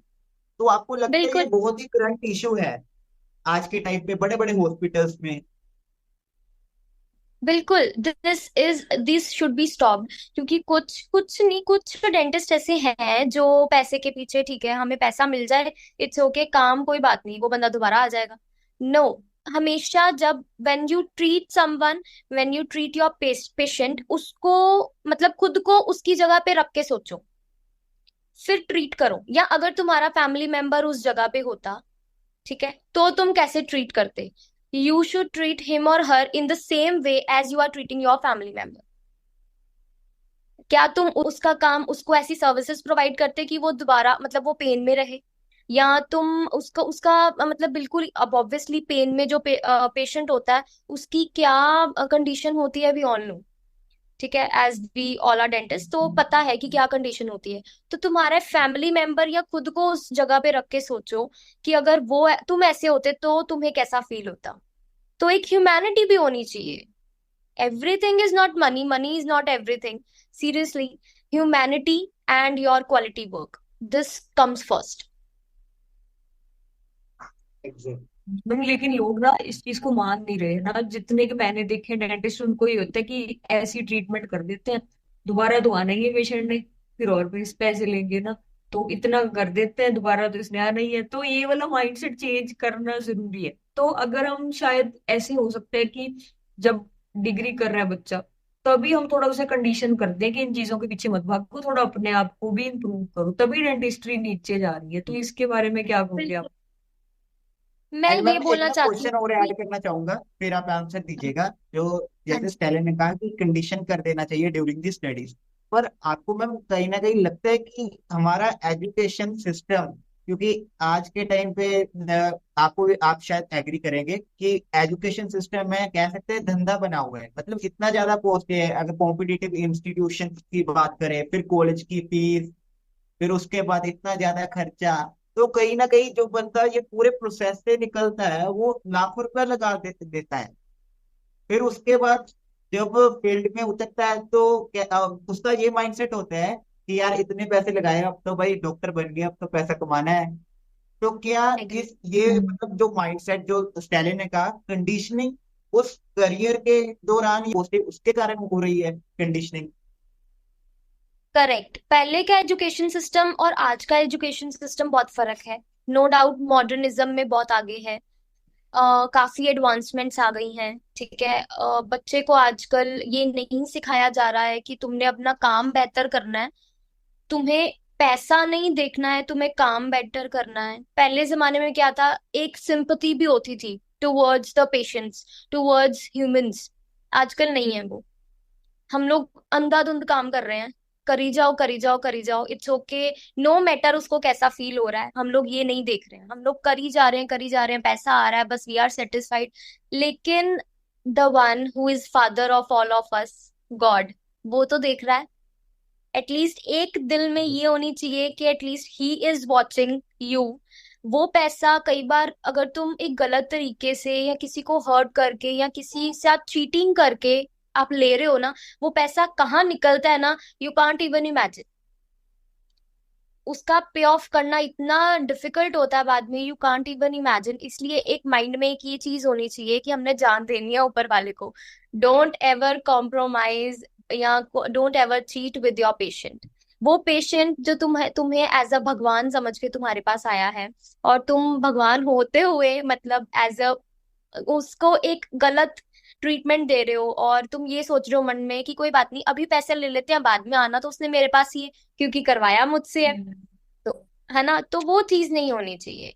एटलीस्ट वो, no doubt Stalin, doctor Stalin is right कि एक थर्ड फोर्थ ईयर में एक बच्चे को ये सिखाना चाहिए कि हाँ, अपने काम पे फोकस करो, अपना क्वालिटी वर्क होना चाहिए, और तुम उस पेशेंट की जगह अपने आप को या अपने फैमिली मेंबर को रख के फिर ट्रीटमेंट प्लान करो।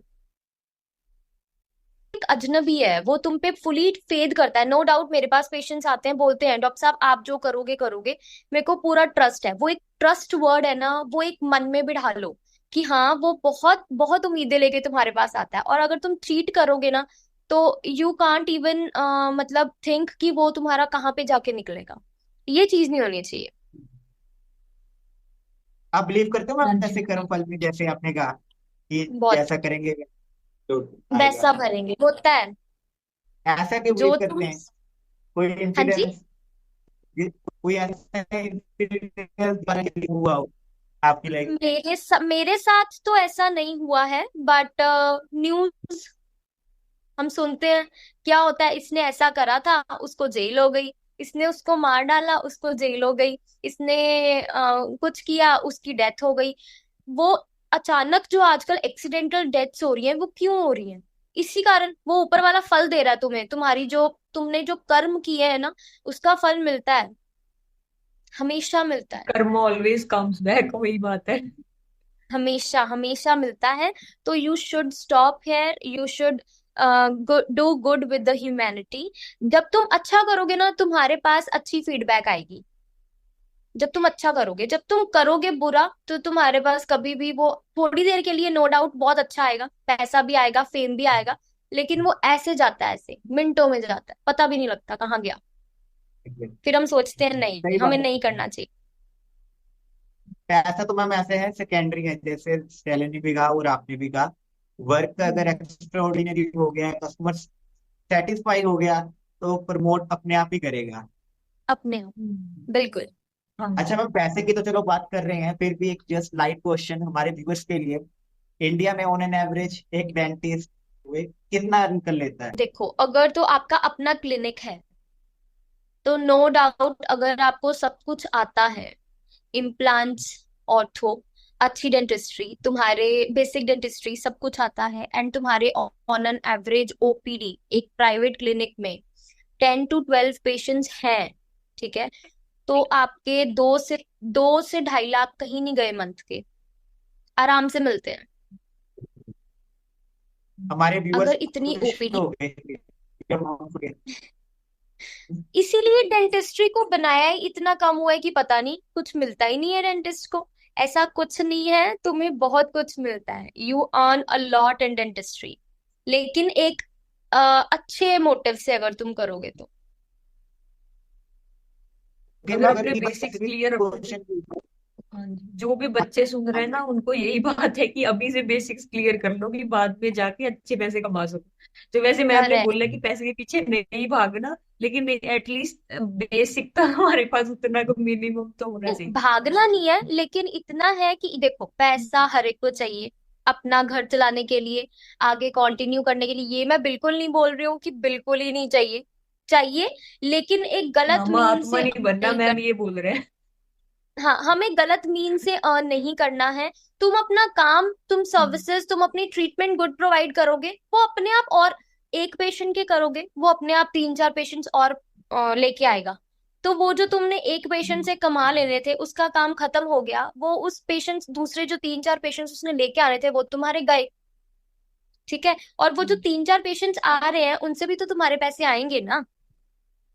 तो ये भी तो प्लस पॉइंट है ना कि तुम्हारे एग्जैक्टली। पेशेंट्स भी बढ़ रहे हैं, उतने नोन्स बढ़ रहे हैं, उतनी रेफरेंसेस बढ़ रही, that you should earn in a good way. Ma'am conversation को थोड़ा लाइट करते हैं, हमारे व्यूअर्स भी बेचारे थक गए होंगे कि ये लोग पैसे की बात ही क्यों कर रहे हैं। तो अब हम आपकी थोड़ी लाइफ के बारे में बात करते हैं कि आप ना अब हमें बताना कि फर्स्ट ईयर डेंटिस्ट्री फिर आपने कैसे किया, आपने एंजॉय कैसे किया, आपने पढ़ाई कैसे की, और आप तब कैसे थे और आप में क्या चेंजेस आई इतने सालों बाद, तो वो थोड़ा बताइए हमारे व्यूअर्स को। ठीक है, फर्स्ट ईयर में जब ऑब्वियसली तुम किसी न्यू कॉलेज में जाते हो, तुम्हारे फ्रेंड्स मेरे नोन थे, मेरा कोई मतलब पहले से नोन नहीं था। एक थी मेरी क्लासमेट मनवीर, वो मेरी स्कूलमेट भी हाँ थी, जी। बट इतनी इंटरेक्शन नहीं थी हम में। बट हाँ थी एक, हम्म, मेरे को था कि हाँ चलो ये भी है मेरे साथ। बट बाद में जाके मेरे काफी फ्रेंड्स बने, अच्छे गुड फ्रेंड्स बने। और ऐसे नहीं है कि वो तुम्हारी ग्रोथ को स्टॉप कर रहे हैं मेरे साथ। हम मतलब इकट्ठे चले हैं, जो भी करा है चीज इकट्ठी करी है, चाहे वो जो भी चीज हो, पढ़ाई हो, एक्स्ट्रा करिकुलर हो, या कोई पेंटिंग हो, ये हो, कुछ भी हो, हमने सब कुछ इकट्ठे करे हैं। तुम्हारा फ्रेंड ही एक ऐसा होना चाहिए जो तुम्हें साथ लेके चले। ये फ्रेंडशिप का बहुत अच्छा एक हाँ जी। गोल होना चाहिए कि तुम्हारा फ्रेंड अगर अच्छा होगा ना तो तुम्हारी नहीं लगेगी, तुम्हारा मन आराम से लग जाएगा अगर तुम्हारा फ्रेंड बहुत अच्छा है तो। ठीक है, और फर्स्ट ईयर हम्म, में ठीक है, टीचर्स अच्छे थे, बहुत अच्छे थे। उसके बाद फिर फर्स्ट ईयर निकल गया, ओके ऐसे पढ़ना है, एक बेसिक क्लैरिटी आ जाती है मन में कि ओके ऐसे पढ़ना है, ऐसे एग्जाम्स आते हैं। फिर उसके बाद सेकेंड ईयर में फार्मा सब्जेक्ट होता है। तो वो जो फार्मा सब्जेक्ट होता है उससे सारे डरते हैं, बिकॉज वो ड्रग्स एंड ऑल, वो थोड़ा सा था मुझे भी कि कैसे करूंगी इतने सारे ड्रग्स, और जैसे जिस हिसाब से क्वेश्चन पेपर्स आते हैं, हाउ वील सॉल्व दैट। तो नहीं, हो गया, वो भी क्लियर हो गया जैसे सर ने पढ़ाया। फिर धीरे धीरे थर्ड ईयर, जिसको हम हनीमून ईयर बोलते हैं, third year is the best year, मौजें होती हैं उसमें, ऐसा कुछ होता नहीं हाँ है, जी। और पढ़ाई ज्यादा इतना होता नहीं। ठीक है, फाइनल ईयर आया, father of all the years as we know, उसमें थोड़ा सा सबसे था, स्ट्रेसफुल है मैम। बहुत स्ट्रेसफुल था। बिकॉज ये भी नहीं है कि तुम्हारे पास एक सब्जेक्ट है तुम उसी को लेके बैठे रहो, तुम्हारे पास टाइम पीरियड बहुत कम होता है, तुम्हें इतने ज्यादा स्ट्रेस आना शुरू हो जाते हैं, how to manage the patient. अब ये भी है, कोटास कंप्लीट करने होते हैं, पेशेंट कोटास, उसमें भी साइन तुम्हें तब मिलेंगे if you complete your patient. ठीक है, वो हो गया, वो एक स्ट्रेस। सेंड अप्स में अलग से पेशेंट्स लेके आने हैं, if you not bring it तो तुम्हें मार्क्स तुम्हारे कट जाएंगे। और फाइनल ईयर में सप्ली मींस बैक, तो वो एक फोबिया लेके दिमाग में चल रही थी मैं कि नहीं, फाइनल ईयर में तो बिल्कुल कुछ होना ही नहीं चाहिए, बिल्कुल भी नहीं। क्योंकि बाकी सब्जेक्ट्स में तो फिर भी था ना कि हाँ चलो, फर्स्ट ईयर में सप्ली आती है तो बैक नहीं होती, एक सप्ली आती है तो बैक नहीं होती, कंटिन्यू कर सकते हैं।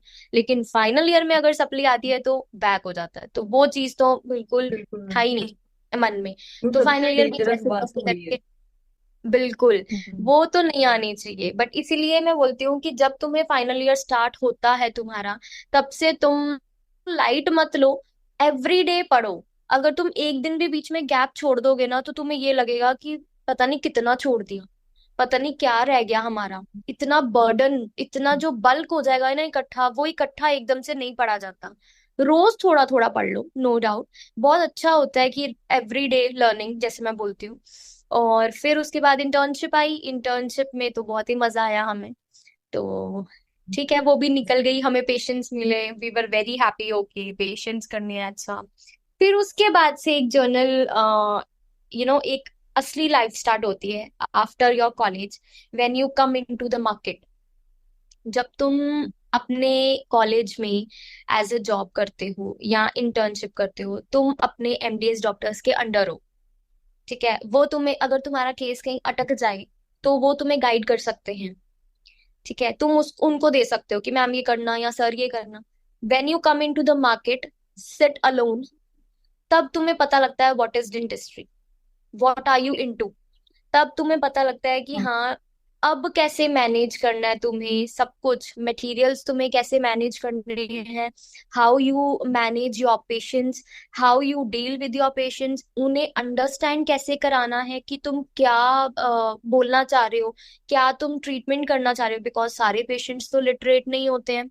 अब तुम्हारे पास पेशेंट्स कोई ऐसे भी आते हैं तो जिनको पता नहीं होता what is gingiva, what is gums, नहीं पता होता। तो उनको प्रॉपर एक पंजाबी वर्ड में मसूड़े करके बोलना पड़ता है कि ये होता है, ऐसे ऐसे तुम्हारे दांत के साथ होगा, हम ये करने वाले हैं। तो दिस, जब बिल्कुल। जब कोई डेंटिस्ट मार्केट में आता है, कैसे हैं उनके रिव्यूज पेशेंट्स के मुंह से, जब आप सुनते हो कि वो डेंटिस्ट हमने उनसे कराया था वो तो बहुत अच्छे हैं, वो तो बिना पेन के कर देते हैं, तो तुम्हें एक मोटिवेशन मिलती है, बिल्कुल।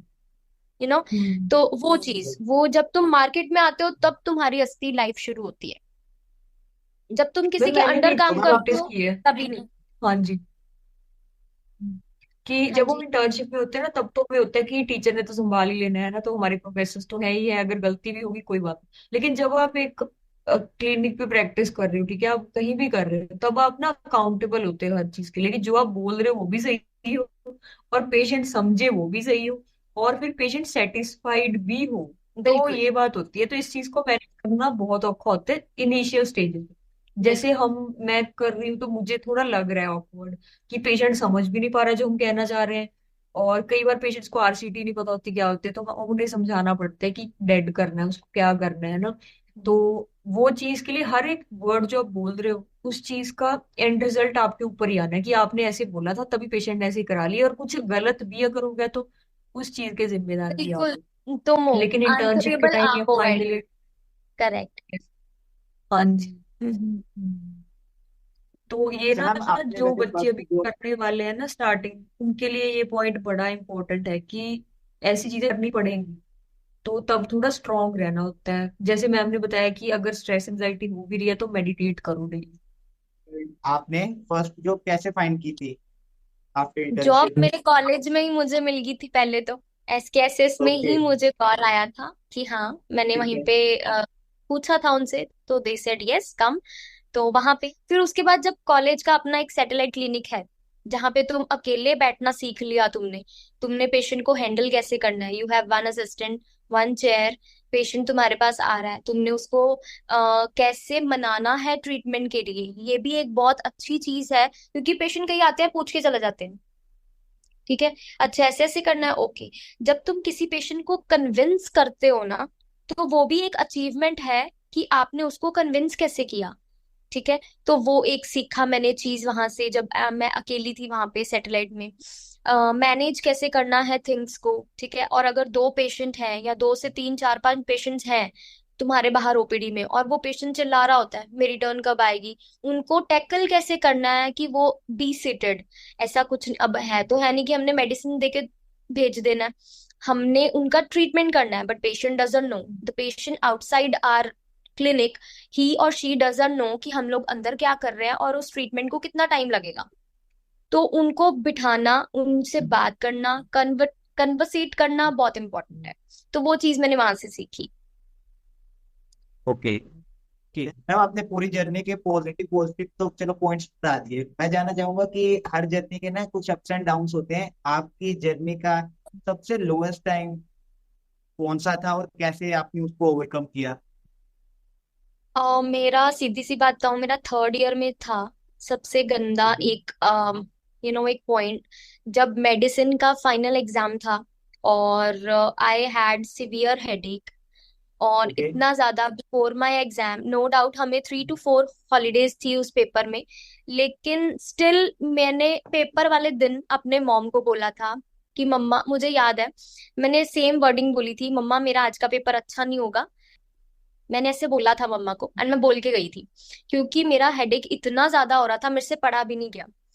बट जब तुम्हें बिलीव होता है ना अंदर कि तुमने पढ़ा है, तुमने पूरे साल तो मेहनत की है ना, एंड में नहीं करी तो भगवान इतना तो वो नहीं होता ना कि तुम्हें बिल्कुल ही डाउन कर दे।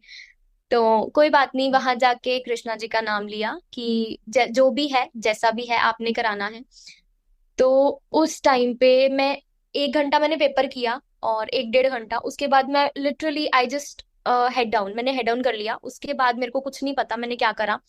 वो जो 15 से 20 मिनट मेरे गए हैं ना, मुझे नहीं पता उसमें मेरे को क्या हुआ और क्या मैंने किया। उसके बाद से मुझे सारा पेपर आने लग गया। मतलब मैं ऐसे थी कि ओके। Wow, great. और जब मेरा रिजल्ट आया, I was first in the college. और मैं इतनी हैरान कि मैं मम्मा को बोल के गई थी उस दिन, मेरा तो सप्ली पक्का है, 100% सप्ली है, बिकॉज मेरे को नहीं आता। बट अंदर डीप इनसाइड तुम्हें पता होता है कि वो ऊपर वाला तुम्हारे साथ गलत नहीं करेगा। तुमने पूरे साल तो पढ़ा है ना, एंड में ही नहीं पढ़ा तो क्या हो गया। तो सही एक बात बिलीफ होना चाहिए उस पे, ऊपर है। वाले पे भी और खुद पे भी। यही एक मेरा एक नेगेटिव वो था कि बिल्कुल ही मैं स्लो डाउन हो गई थी कि मैं मेरी सप्ली आ जाएगी। बट उसके बाद जो रिजल्ट आने के बाद मैं बूस्ट अप हुई ना कि नहीं, पूरे साल तुम मेहनत करोगे ना, एंड में तुम्हारा कोई कुछ नहीं बिगाड़ सकता, तुम कर लो जो कुछ करना। एग्जैक्टली। शुरू से ही नहीं तुमने पढ़ा होगा, एंड में आके तुम बुक्स खोलते हो ना, तो सप्ली पक्की है, वो गारंटी है। एग्जैक्टली। कई बच्चों को आदत होती है ना कि चलो एंड वाले 2-3 महीने तब पढ़ लेंगे, और वो 25 वाली सारी किताब रट लेंगे, तो हो मैंने आज तक जाएगा। नहीं, I haven't ever read that book. ना मैंने, ना मेरी फ्रेंड खुशबू ने, हमने बिल्कुल भी नहीं पढ़ी। हम बुक हाथ तक नहीं लगाया उस बुक को। हमने जब भी पढ़ा है अपनी टेक्स्ट बुक्स और पुराने जो भी क्वेश्चन पेपर्स आए हैं उनको एक बार ही देख के, बस सिर्फ क्वेश्चन क्वेश्चन खुद से पढ़ा है। कभी वो बुक नहीं ली हमने, वो पता नहीं कौन सी बुक थी, वो 25 years वाली, मैंने कभी नहीं पढ़ी, कभी नहीं। हाँ जी, क्या बात है। वो तो बहुत फेमस है कॉलेज। कोई पर्सनल लाइफ में आपने फेस किया हो ऐसा लोएस्ट टाइम? एक्चुअली ऐसा था हमारे टाइम पे, जब जब एमबीबीएस का एग्जाम हुआ था, तब मेरे एक्चुअली आई थिंक 10-20 मार्क्स कम थे। एमबीबीएस मुझे नहीं मिली थी। तो तब मैं बहुत ज्यादा, आई जस्ट मतलब मैं टूट गई थी कि बस अब नहीं कुछ हो सकता। उसके बाद फिर बीडीएस का जब पता लगा कि नहीं, बीडीएस में तो मिल रही है जॉब, मतलब मिल रही है एडमिशन, ठीक है, तो तब मैं बहुत ज्यादा खुश हो गई। चलो ठीक है, बीडीएस में मिल रही है, लेट्स डू इट। पर पहले वो सुना होता था ना, दांतों के डॉक्टर, मुंह में हाथ डालना पड़ेगा, ये होगा वो होगा। तो वो सुना था, सबसे सुना, एक ऑब्वियसली एक दिमाग में आती है चीज, मुंह में डालना पड़ेगा, कैसे लोगों के मुंह होते हैं, ये वो बहुत नेगेटिविटी आती है दिमाग में, लोग भी बहुत डालते हैं। बट लेकिन फिर सोच लिया नहीं, बीडीएस तो कोई बात नहीं, नाम के आगे डॉक्टर ईशा कुंद्रा तो लगेगा। तो वो जो एक चीज थी ना, फिर जब मैंने फर्स्ट ईयर में आई, तब उसके बाद से सब पॉजिटिव पॉजिटिव पॉजिटिव, कि ऑप्ट कर लिया है अब, तो अब स्ट्रेट फील्ड में जाना है। अब कोई बीच में कोई हर्डल आए, कोई कुछ भी आए, मुड़ना नहीं है, सीधा जाना है ऑन द पास्ट, मतलब पाथ, सीधा वे टू डेंटिस्ट्री, सीधा एक अच्छा डेंटिस्ट। जी। तो जब मैम रिजल्ट आया एमबीबीएस का, जैसे आपने कहा नीट का आपने दिया, तो आप बिल्कुल ही टूट गए थे, अकेले रहते बहुत थे, ज्यादा। क्या करते थे? क्योंकि काफी स्टूडेंट्स के भी आपसे ये क्वेश्चन पूछना चाहता हूँ, क्योंकि ये phase I think doctor Stalin ने भी फेस किया होगा, मैंने भी फेस किया है। मेरे को ऐसा लगता है मैम, क्योंकि 10th के बाद ना हम पूरे 2 साल एक डायरेक्शन में लगा देते हैं और सभी चीजों से अपने आप को कट कर देते हैं, जिससे हमें लगता है कोई और फील्ड बची ही नहीं। आई थिंक ये इशू बिल्कुल। इसी कारण क्रिएट होता है। अकेले नहीं रहना चाहिए, अगर तुम ऐसी कोई चीज फेस कर रहे हो, तुम्हें अकेले नहीं रहना है।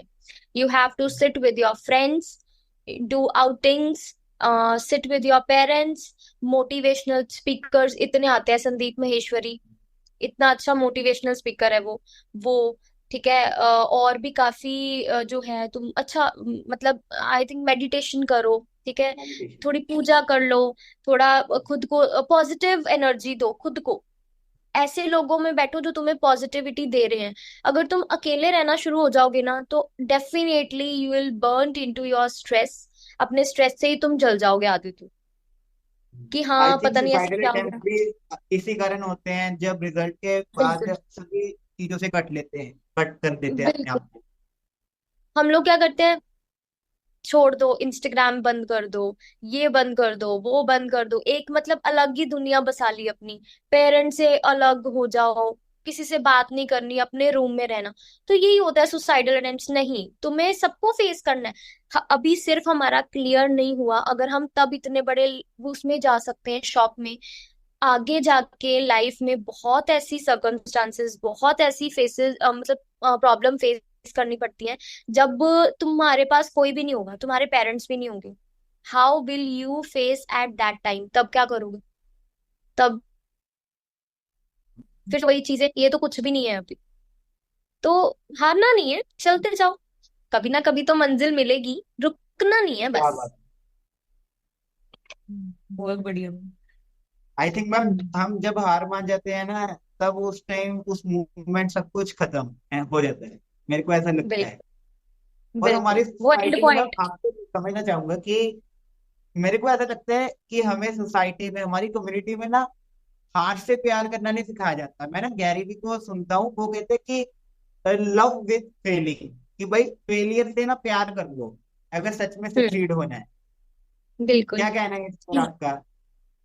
He is right. अगर देखो, फेलियर्स तो हर हर लाइफ, हर फील्ड में, हर जगह, तुम कहीं पे भी चले जाओ, फेलियर्स आते ही आते हैं। ऐसा कोई पर्सन नहीं है जिसने अपनी लाइफ में फेलियर्स ना देखे हों। जब तुम फेलियर से डर गए, तो समझो मर गए। ठीक है। अगर तुम फेलियर से कुछ सीख गए, तो तुम उस चीज को आगे लेके भी चलोगे, तुम खुद भी मोटिवेट होगे, तुम दूसरों को भी मोटिवेट करोगे। तुम्हारे अंदर एक चीज जरूर होनी चाहिए, दैट इज कंसिस्टेंसी। अगर तुम कंसिस्टेंट नहीं हो, अगर तुम वहीं पे स्टॉप हो गए, तुम्हारी ग्रोथ स्टॉप, तुम्हारा जो मेंटल लेवल है वो स्टॉप, ठीक है, सब कुछ बंद हो जाएगा। You will be a dustbin. तो वो चीज नहीं होनी चाहिए, हमें आगे बढ़ते रहना चाहिए। You should not stop. बस मेरे अकॉर्डिंगली ऐसा है कि हमें नेगेटिविटी नहीं होनी चाहिए, पॉजिटिव पॉजिटिव पॉजिटिव, अपने आसपास भी पॉजिटिव पॉजिटिव वाइब्स दो, पॉजिटिव वाइब्स लो, ऐसी चीजें। इसे मैम कन्वर्सेशन को अब थोड़ा शिफ्ट करते हैं आपकी डेली रूटीन की तरफ। क्या हाँ। है आपकी डेली रूटीन? सुबह उठ के थोड़ी सी वॉक, ठीक है, उसके बाद नहा धो के पूजा, बहुत जरूरी है, वो करनी चाहिए, हर एक को करनी चाहिए। उसके बाद थोड़ा सा मेडिटेट करो। देन मेरी जॉब होती है 9 to 1, ठीक है, वहां जाके बस एक पॉजिटिविटी से जाना है तुम्हें। जहां पे भी तुम जा रहे हो अपनी वर्क प्लेस में, तुम्हें पॉजिटिव रहना है, तुम्हें अच्छी वाइब से जाना है। जब तुम खुद नेगेटिव वाइब से जाओगे ना, तुम देखना कभी भी तुम्हें वाइब भी नेगेटिव ही मिलेगी। जब तुम पॉजिटिविटी से जाओगे ना, तो तुम्हें वाइब भी पॉजिटिव मिलेगी। तो पॉजिटिव वाइब से जाना है, मोटिवेटेड जाना है, ठीक है। और उसके बाद फिर मेरी होती है 2 to 5 जॉब, ठीक है। देन उसके बाद मैं घर आती हूँ 5 o'clock, 5:30 तक।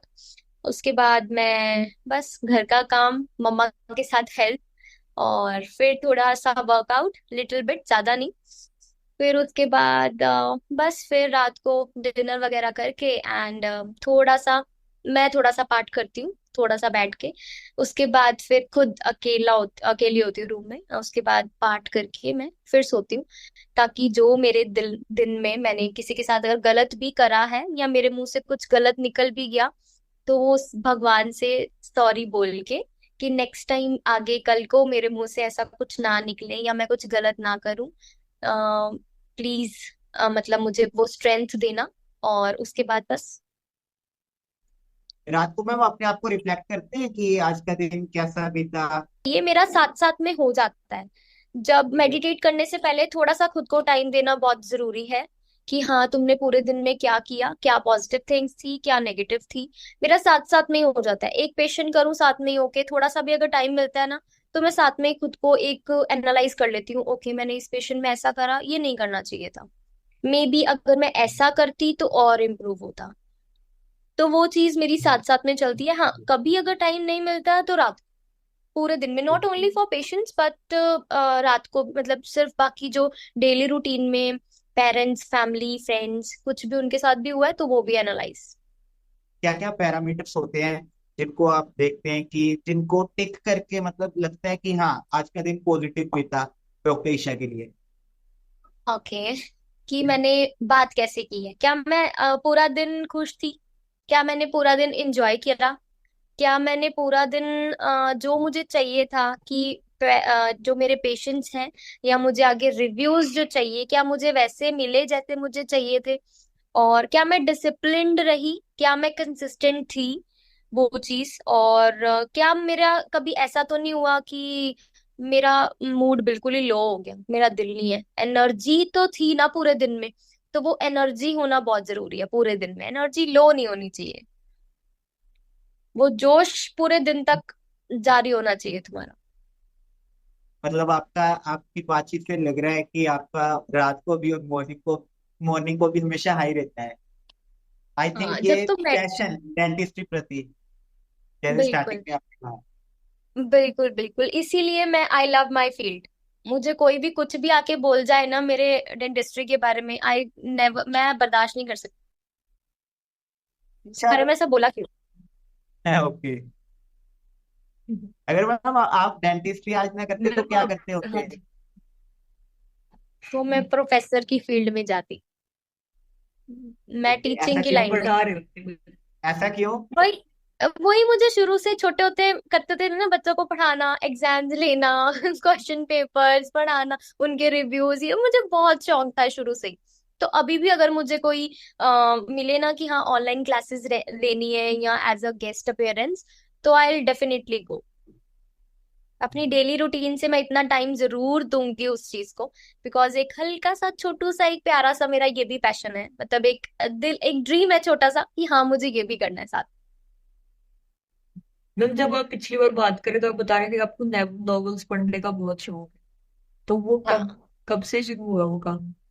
वो मेरा प्लस 2 से, प्लस 2 में मैंने हाउंड्स ऑफ बास्करवाइल पढ़ा था, शर्लॉक होम्स का, मुझे बहुत अच्छा लगा एक्चुअली। मुझे ऐसे सस्पेंस, हॉरर, थ्रिलर ऐसे नॉवेल्स बहुत पसंद है, बहुत ज्यादा। तो वहां से मेरा डेवलप हुआ, तो मैंने उसके बाद चेतन भगत की भी एक नॉवेल पढ़ी थी, हाफ गर्लफ्रेंड, जिसके ऊपर मूवी भी बनी। ठीक है, और उसके बाद काफी नॉवेल्स, मतलब कुछ भी छोटू छोटू अगर मुझे नॉवेल्स कुछ मिल जाता है थोड़ा सा। जैसे एक मैं अभी रिसेंटली पढ़ रही हूँ, three man in a boat, अभी मैंने जस्ट स्टार्ट ही करा उसको। तो एक कभी भी मन करता है तो मैं, जब मैं होती हूँ कि हाँ अब थोड़ा पढ़ने का मन है अभी कुछ भी, तो यहाँ तो मैं अपनी बुक्स कभी पढ़ लेती हूँ, कभी हाँ कुछ नहीं समझ में आ रहा। मैम अगर कोई अचीवमेंट हुई हो या आपकी लाइफ में या कभी भी हुई हो तो आप सबसे पहले किसको बताना प्रेफर करते हैं, अपने घर में या किसको? मम्मा पापा को। ओके, मतलब रिलेशंस आपके कैसे, थोड़ा उसके बारे में बताएं, क्योंकि आज के टाइम में ऐसा होता है ना, ज्यादातर स्टूडेंट्स या इंक्लूडिंग में ही अगर आपको बताऊं, थोड़ा सा मतलब हम ऐसा हो जाते हैं कि वर्क वर्क वर्क वर्क, तो फैमिली के रिलेशंस ना कई हद तक सेक्रीफाइस होने लग जाते हैं। तो तो क्या वो तो आपका क्या माइंडसेट है, मतलब आपका क्या नहीं, कहना है मैं इसके अपनी ऊपर? फैमिली को भी टाइम देती हूँ। टाइम, अब देखो, अब जब तुम अपनी पर्सनल और प्रोफेशनल लाइफ को जब मिक्स करना शुरू हो जाते हो ना, तब तुम्हें अपनी प्रोफेशनल लाइफ ही दिखती है, तब तुम्हें पैसा कमाना प्रोफेशन यही दिखता है, तब तुम अपनी पर्सनल लाइफ पे ध्यान नहीं देते, जिसके कारण तुम्हारे जो बाकी रिलेशंस हैं वो रुइन हो जाते हैं, डिग्रेड डिग्रेड हो जाते हैं, और वो बहुत मतलब इंफीरियोरिटी की तरफ चले जाते हैं। वो चीज नहीं चाहिए। तुम्हें अपना प्रोफेशन और पर्सनल लाइफ अलग अलग रखनी है, तुम्हें दोनों को टाइम देना है। नो डाउट मेरा डेंटिस्ट्री प्रोफेशन है, प्लस उससे बढ़कर अब मेरा पैशन है वो। तो लेकिन ये नहीं है कि मैं अपने मॉम डैड को टाइम ना दूं, अपनी फैमिली को टाइम ना दूं, no. You should have time for everyone, मैं ये नहीं बोल रही हूँ you should be available for any everyone any time, मैं ये नहीं बोल रही हूँ। You should have time for them. Availability और टाइम में बहुत डिफरेंस है। टाइम होना चाहिए तुम्हारे पास, अगर तुम्हारे पास अपने पेरेंट्स के लिए टाइम नहीं है, जिनकी वजह से आज तुम यहाँ हो, तो आगे जाके जब when you will be parents, you will face the same difficulty as जो आपके पेरेंट्स फेस कर रहे हैं इस टाइम पे, कि हमारे बच्चे के पास तो हमारे लिए टाइम ही नहीं है। तो वो चीज नहीं होनी चाहिए, पेरेंट्स को तो सबसे फर्स्ट और फॉरमोस्ट प्रायोरिटी देनी चाहिए। पेरेंट्स। मेरी कुछ मैम भी और अचीवमेंट होती है सबसे पहले मम्मा पापा को पता होता है कि ये मैम मैं और आज एक मैंने ये जो, करा है। हाँ जी, गर्ल्स के साथ होता है कि मैरिज प्रेशर एक एज पे आके बंदे को होता है कि अब शादी कराओ, उसके बारे में क्या कहोगे आप? देखो मेरे पेरेंट्स ने कभी प्रेशराइज नहीं करा है, कि कभी भी नहीं, कि जब तेरा मन होगा, जब तू बोलेगी will try, then will try to find out a boy for you, जब तू बोलेगी तब। कभी प्रेशराइज नहीं करना चाहिए अपने बच्चों को, क्योंकि प्रेशराइज में ना वो कई बार ऐसा स्टेप उठा लेते हैं कि मैं तो भाग जाऊं घर से, पूरा दिन शादी की बातें, शादी की बातें, ये वो। नो डाउट लड़कियां जब 27 या 26 अबव हो जाती हैं तो पेरेंट्स को टेंशन रहती है, लेकिन उसका भी तो कुछ सपना है ना अपना। एक बच्चे का, एक लड़की का भी तो सपना है, उसने भी तो कुछ सोचा होगा ना कि मैंने ये बनना है, उसके बाद देखूंगी। अब उसका कुछ इन लॉज होते हैं जो बहुत ज्यादा साथ चलते हैं, मोटिवेट करते हैं। कुछ इन लॉज होते हैं जो नहीं मानते, वो कहते हैं नहीं तुमने आगे जॉब नहीं करनी, तुमने ये नहीं करना, वो नहीं करना, you should be a home maker. तो वो नहीं, फिर उसका सपना तो वही रह गया ना, फिर क्यों नहीं उसको डिप्रेशन होएगा, फिर जाएंगे। तो मेरे पेरेंट्स ने आज तक कभी प्रेशराइज नहीं करा किसी भी चीज के लिए, नॉट ओनली मैं ये शादी की बात बोलूं, उन्होंने कभी मुझे स्टडीज के लिए भी प्रेशराइज नहीं करा कि हाँ तूने फर्स्ट ही आना है, तूने टॉप ही करना है, कभी नहीं। कभी भी नहीं उन्होंने बट मुझे कभी नहीं ऐसा बोला। यूजली केस में प्रेशराइज करते हैं, उनको क्या मतलब आप रेकमेंड करना चाहेंगे कि क्या करें उस केस में, अगर स्टूडेंट स्टूडेंट फेस कर रहे हैं ये इशू? क्योंकि पहले जमाने में ये डिप्रेशन, सुसाइडल अटेम्प्ट्स नहीं होते थे। आजकल यंगस्टर्स क्यों अटेम्प्ट कर रहे हैं?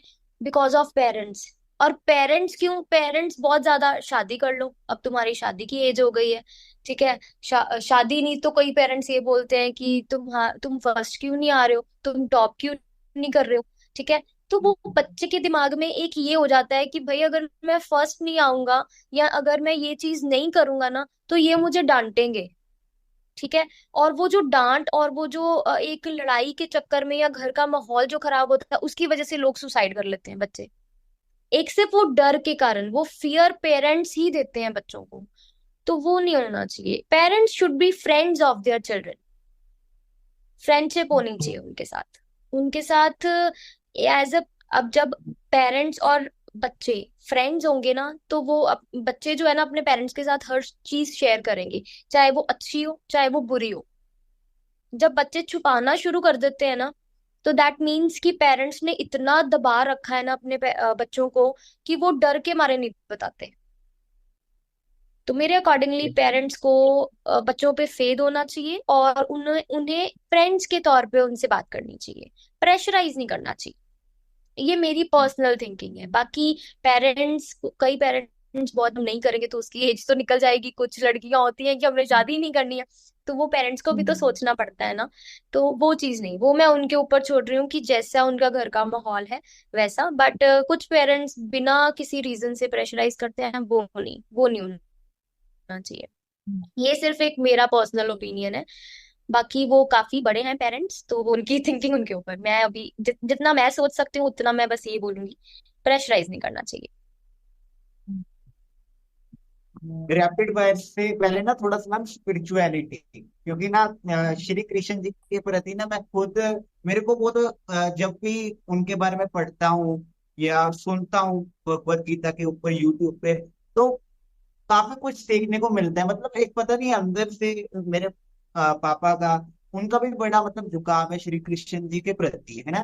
तो आपसे समझना चाहेंगे कोई श्री कृष्ण जी की कोई ऐसी लर्निंग कैसे थे श्री कृष्ण जी, क्योंकि आप जैसे आपकी बातों से पता लगा कि आप उन्हें सच्चे दिल से मानते हैं। जैसे लास्ट टाइम हमारी डॉक्टर विशा जी से मैम पॉडकास्ट हुई थी, तो वो कहते थे कि मैं हनुमान जी को बहुत सबसे ऊपर मानती हूँ, है ना, बाकी सभी को भी मानती हूँ, बट हनुमान जी के प्रति एक अलग ही श्रद्धा है। तो मतलब आपसे जानना चाहेंगे कुछ श्री कृष्ण जी के बारे में, उनकी लाइफ के बारे में, या कोई ऐसी लर्निंग, कोई श्लोक जिससे आप अपनी कृष्णा लाइफ में जी, इंस्पायर हो।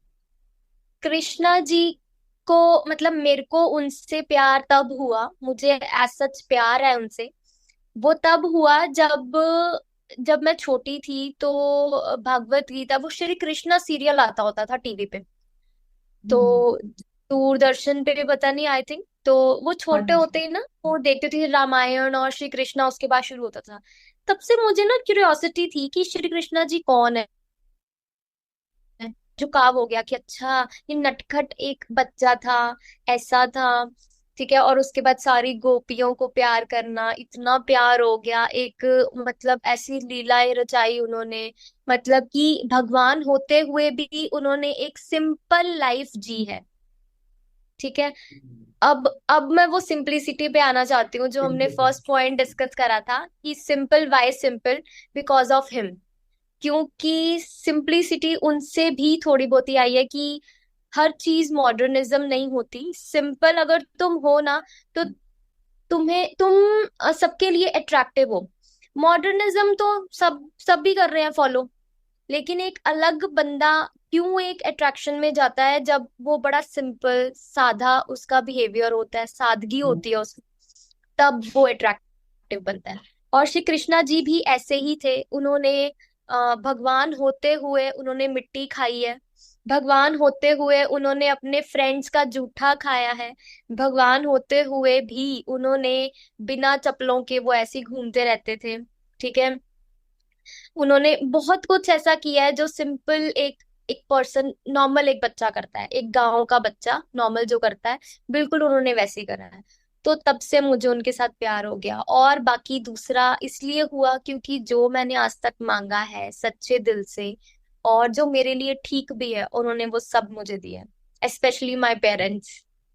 उन्होंने मेरे को इस घर में एक बर्थ दे के, आई एम वेरी हैप्पी।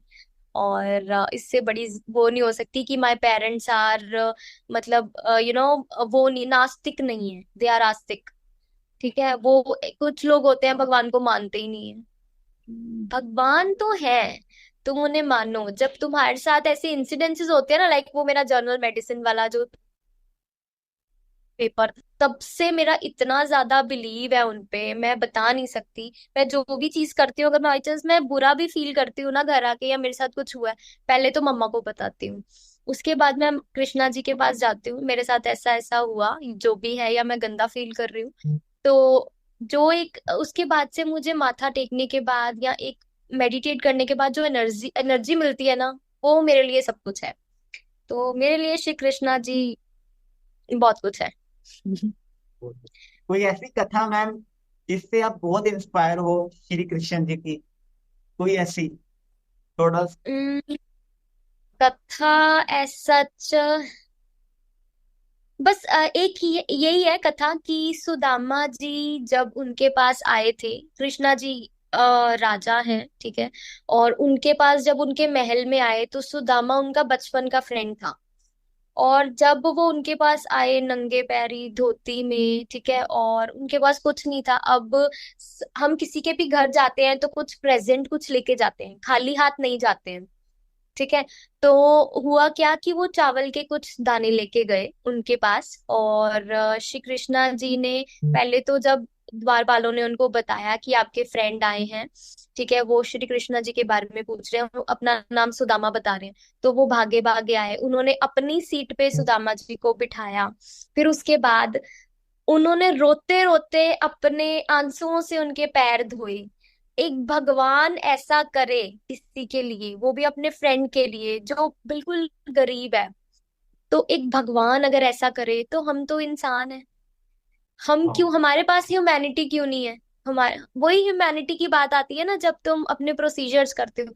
इसीलिए पैसे, पैसा पैसा नहीं होता। अब उनके पास भी तो इतना पैसा था, भगवान है भाई, क्या नहीं है उनके पास। बन के पैर धोए उन्होंने, इतना कुछ किया। उनके हाथ से वो जो चावल हैं वो खाए, और जब जब वो चावल खाते गए तब तक वो उस सुदामा का पूरा महल, उन जहां से वो आए थे वहां पे महल बनता गया। तो ये स्टोरी से मेरे को इतना कुछ सीखने को मिला, अगर भगवान एक गरीब के लिए इतना कुछ कर सकते हैं अपने फ्रेंड के लिए, तो हम किसी के लिए बिल्कुल छोटू सा एक प्रोसीजर ही तो कर रहे हैं हम डेंटिस्ट्री में, उसके लिए भी हम अगर अच्छी चीज ना प्रोवाइड करें उन्हें, लोग तुम्हें डॉक्टर क्या बोलते हैं, भगवान हो आप मेरे। तो उन्होंने भी तो भगवान होते हुए भी तो एक गरीब की इतनी सेवा करी। हम भी, अगर पेशेंट्स हमें बोल रहे हैं भगवान, तो हम भी तो सेवा कर ही सकते हैं, ह्यूमैनिटी। तो दिस बिल्कुल। इज द स्टोरी, मुझे बहुत पसंद आई थी। अभी इस स्टोरी से लग रहा है कि पूरी पॉडकास्ट ना लिंक हो गई, आपकी बिलीफ सिस्टम्स का पता लग गया। हम्म। अच्छा मैम, एक थोड़ा मैं डीप क्वेश्चन पूछने जा रहा हूँ। जैसे अभी आपने, जब मैंने ये क्वेश्चन पूछा श्री कृष्ण जी वाला, तो आपने कहा श्री कृष्ण जी प्रति प्यार और श्री कृष्ण जी का गोपियों प्रति प्यार। तो मेरा क्वेश्चन है मैम, व्हाट इज लव? कि एक्चुअल में प्यार है क्या, जो हम आजकल के लड़का लड़की समझ के बैठे हैं प्यार हो गया है? मतलब लव है क्या, व्हाट इज लव? थोड़ा सा स्पिरिचुअल मीनिंग इसका। सिर्फ एक चीज है, पेरेंट्स।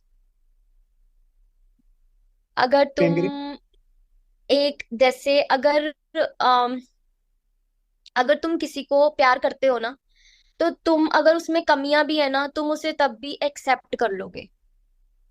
प्यार में कभी एक्सपेक्टेशंस नहीं होती हैं, प्यार हमेशा होता है give give and give. Never, मतलब कभी भी एक्सपेक्ट नहीं करना है किसी से कि अगर तुम अच्छा दे रहे हो तो वो भी अच्छा ही देगा। This is not love. तो प्यार नहीं है। तो ये जस्ट एक डील है कि अगर आप दे रहे हो तो वो भी अच्छा दे। तो this is not a love. Love वो है कि अगर तुम देते जा रहे हो, तुम बेशुमार देते हो, वो जैसा मर्जी है, वो चाहे अच्छा है चाहे बुरा है, उसमें लाख कमियां हैं, तुम फिर भी उसको एक्सेप्ट कर रहे हो, दैट इज लव, मेरे अकॉर्डिंगली। और बहुत अगर बढ़िया। इन शॉर्ट बोलूं तो मेरे लिए प्यार मेरे पेरेंट्स हैं। कृष्णा जी हैं, ओके, मेरी डेंटिस्ट्री है प्यार। तो ये सब कुछ। डन। बहुत बढ़िया। मैम सच में बहुत ही कह सकते हैं मजा आया ये पूरी पॉडकास्ट करके आपके साथ। और जाते जाते, जैसे डॉक्टर स्टेलिन ने कहा, कि आपके साथ एक रैपिड फायर राउंड, जिसमें आपसे ना कुछ क्वेश्चंस पूछेंगे, एंड कोशिश कीजिएगा मैम, है ना, बिल्कुल शॉर्ट और क्रिस्प तरीके से आंसर देने की। हाँ जी, मैं वन लाइन में ही आप कोशिश करना कि आंसर। मैं फर्स्ट क्वेश्चन है कि आपकी फेवरेट नॉवेल कौन सी, जैसे कि आपको नॉवेल्स बहुत पसंद है। Hounds of Baskerville, Sherlock Holmes. Okay. उसके बाद what's the best piece of advice you have received on your dental job. Best advice कि ऐसा। You should be passionate, passionate in your field. ये ओके मैम, और कुछ misconceptions जैसे कि आप प्रैक्टिस कर रहे हो जो कि पेशेंट्स को है डेंटिस्ट्री को लेके। पहली चीज कि दांत जब निकलता है तब आंखों की रोशनी चली जाती है। ये मिथ है हम्म। पेशेंट को बहुत ज्यादा। और डेड करने से, जो अगर हम आरसीटी करते हैं तो उससे दांत हम्म। जो है वो खराब हो जाता है, रादर की वो बचे, वो खराब हो जाता है। ये मिसकंसेप्शंस है। अच्छा। और तीसरा ये, स्केलिंग करने से दांत ढीले हो जाते हैं। हाँ जी, ये तो ये बहुत लोग बोलते हैं। हाँ जी। बिल्कुल। ईशा मैम, नेक्स्ट क्वेश्चन, ऐसा एस्पेक्ट डॉक्टर ईशा का जो उनके पेरेंट्स या उनके क्लोज फ्रेंड्स को भी पता ना हो, लाइफ हम्म। का। ऐसा कोई नहीं है, नथिंग। फिर भी मैम, सबको पता है, मेरी बेस्ट फ्रेंड को सब मैम कुछ फिर पता है, मेरे हमारा पेरेंट्स। पॉडकास्ट करने का मकसद पूरा होगा अगर आप बताओगे तो। यार सच्ची मेरा कुछ भी नहीं है। I am an open book. मेरा कुछ भी नहीं है ऐसा, कुछ भी नहीं। हम्म। ओके, ठीक है।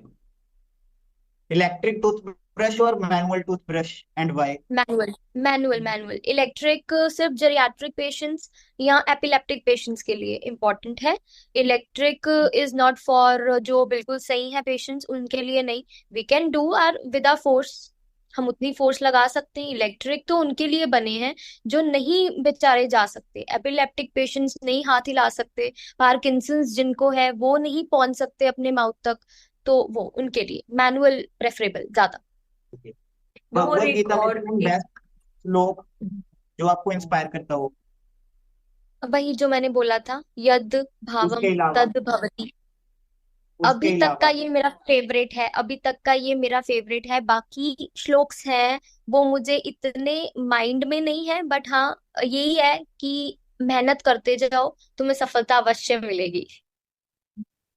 मैम एक बड़ा इंपॉर्टेंट क्वेश्चन आ रहा है मेरे दिमाग में कि जो पेशेंट्स, जैसे कि डेंटिस्ट्री में हम देखते हैं कि फ्लोरोसिस वाले पेशेंट्स होते हैं ना, और कई होते हैं नॉर्मल जिनको फ्लोराइड टूथपेस्ट की जरूरत है, और लोग क्या करते हैं, टीवी में ऐड देख लेते हैं कि इसमें फ्लोराइड चाहिए हमें, तो इतना चाहिए, तो हम यूज करने लग जाते हैं। तो इस जो मिस गाइडेंस हमारी टीवी एड्स के ऊपर होती है कि आपको फ्लोराइड वाला ही टूथपेस्ट लेना है, तो उसको आप कैसे देख रहे हो? मैं ये बोलना चाहती हूँ कि you should visit a dentist rather believing the ads और market. You should visit dentist first, ठीक है?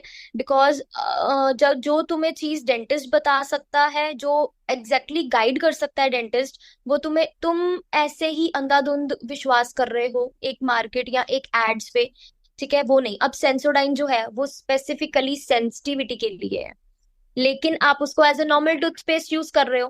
दैट इज रॉन्ग, हाँ जी। दैट शुडंट बी बिल्कुल। देयर, है ना? तो you should visit a doctor, dentist, rather than believing these ads. मेरी हम्म, यही एडवाइस है। ठीक है हाँ जी। मैम। इंडिया और foreign, India. And why? Why? एक लाइन, मेरा भारत महान। मैंने कभी बाहर जाने के बारे में सोचा भी नहीं है, कभी भी नहीं। जो चीज अगर तुम्हें अभी, कनाडा है जो उसमें है, ठीक है? अभी भी बीच में सुनने को आ रहा था कि वहां पे जॉब्स का बहुत इशू हो रहा है, ठीक है? वहां पे जाके तुम्हें, why to be slaves of the foreigners? Why? यहाँ पे रह के तुम अपने मास्टर्स भी तो हो सकते हो। Exactly. Why why should be slaves? हम स्लेव्स क्यों बने? मतलब इतने हमारे फ्रीडम फाइटर्स, शहीद भगत सिंह, ठीक है, महात्मा गांधी, सबने, इतने लोगों ने हमें आजाद कराया, हम फिर से स्लेवरी क्यों एक्सेप्ट करना चाहते हैं? बाय। तो Bharat, exactly India. Ma'am, your dream vocation destination? Singapore. Why? Vacation के लिए वो इसलिए बिकॉज मैंने सुना बहुत है उसके लिए, that is very good, cool है वहां पे, एडवेंचर्स बहुत है, मैंने सुना है। तो उसके लिए मुझे एडवेंचर्स बहुत पसंद है, तो इसलिए सिंगापुर। ओके, नेक्स्ट तो क्वेश्चन डॉक्टर स्टैलिन।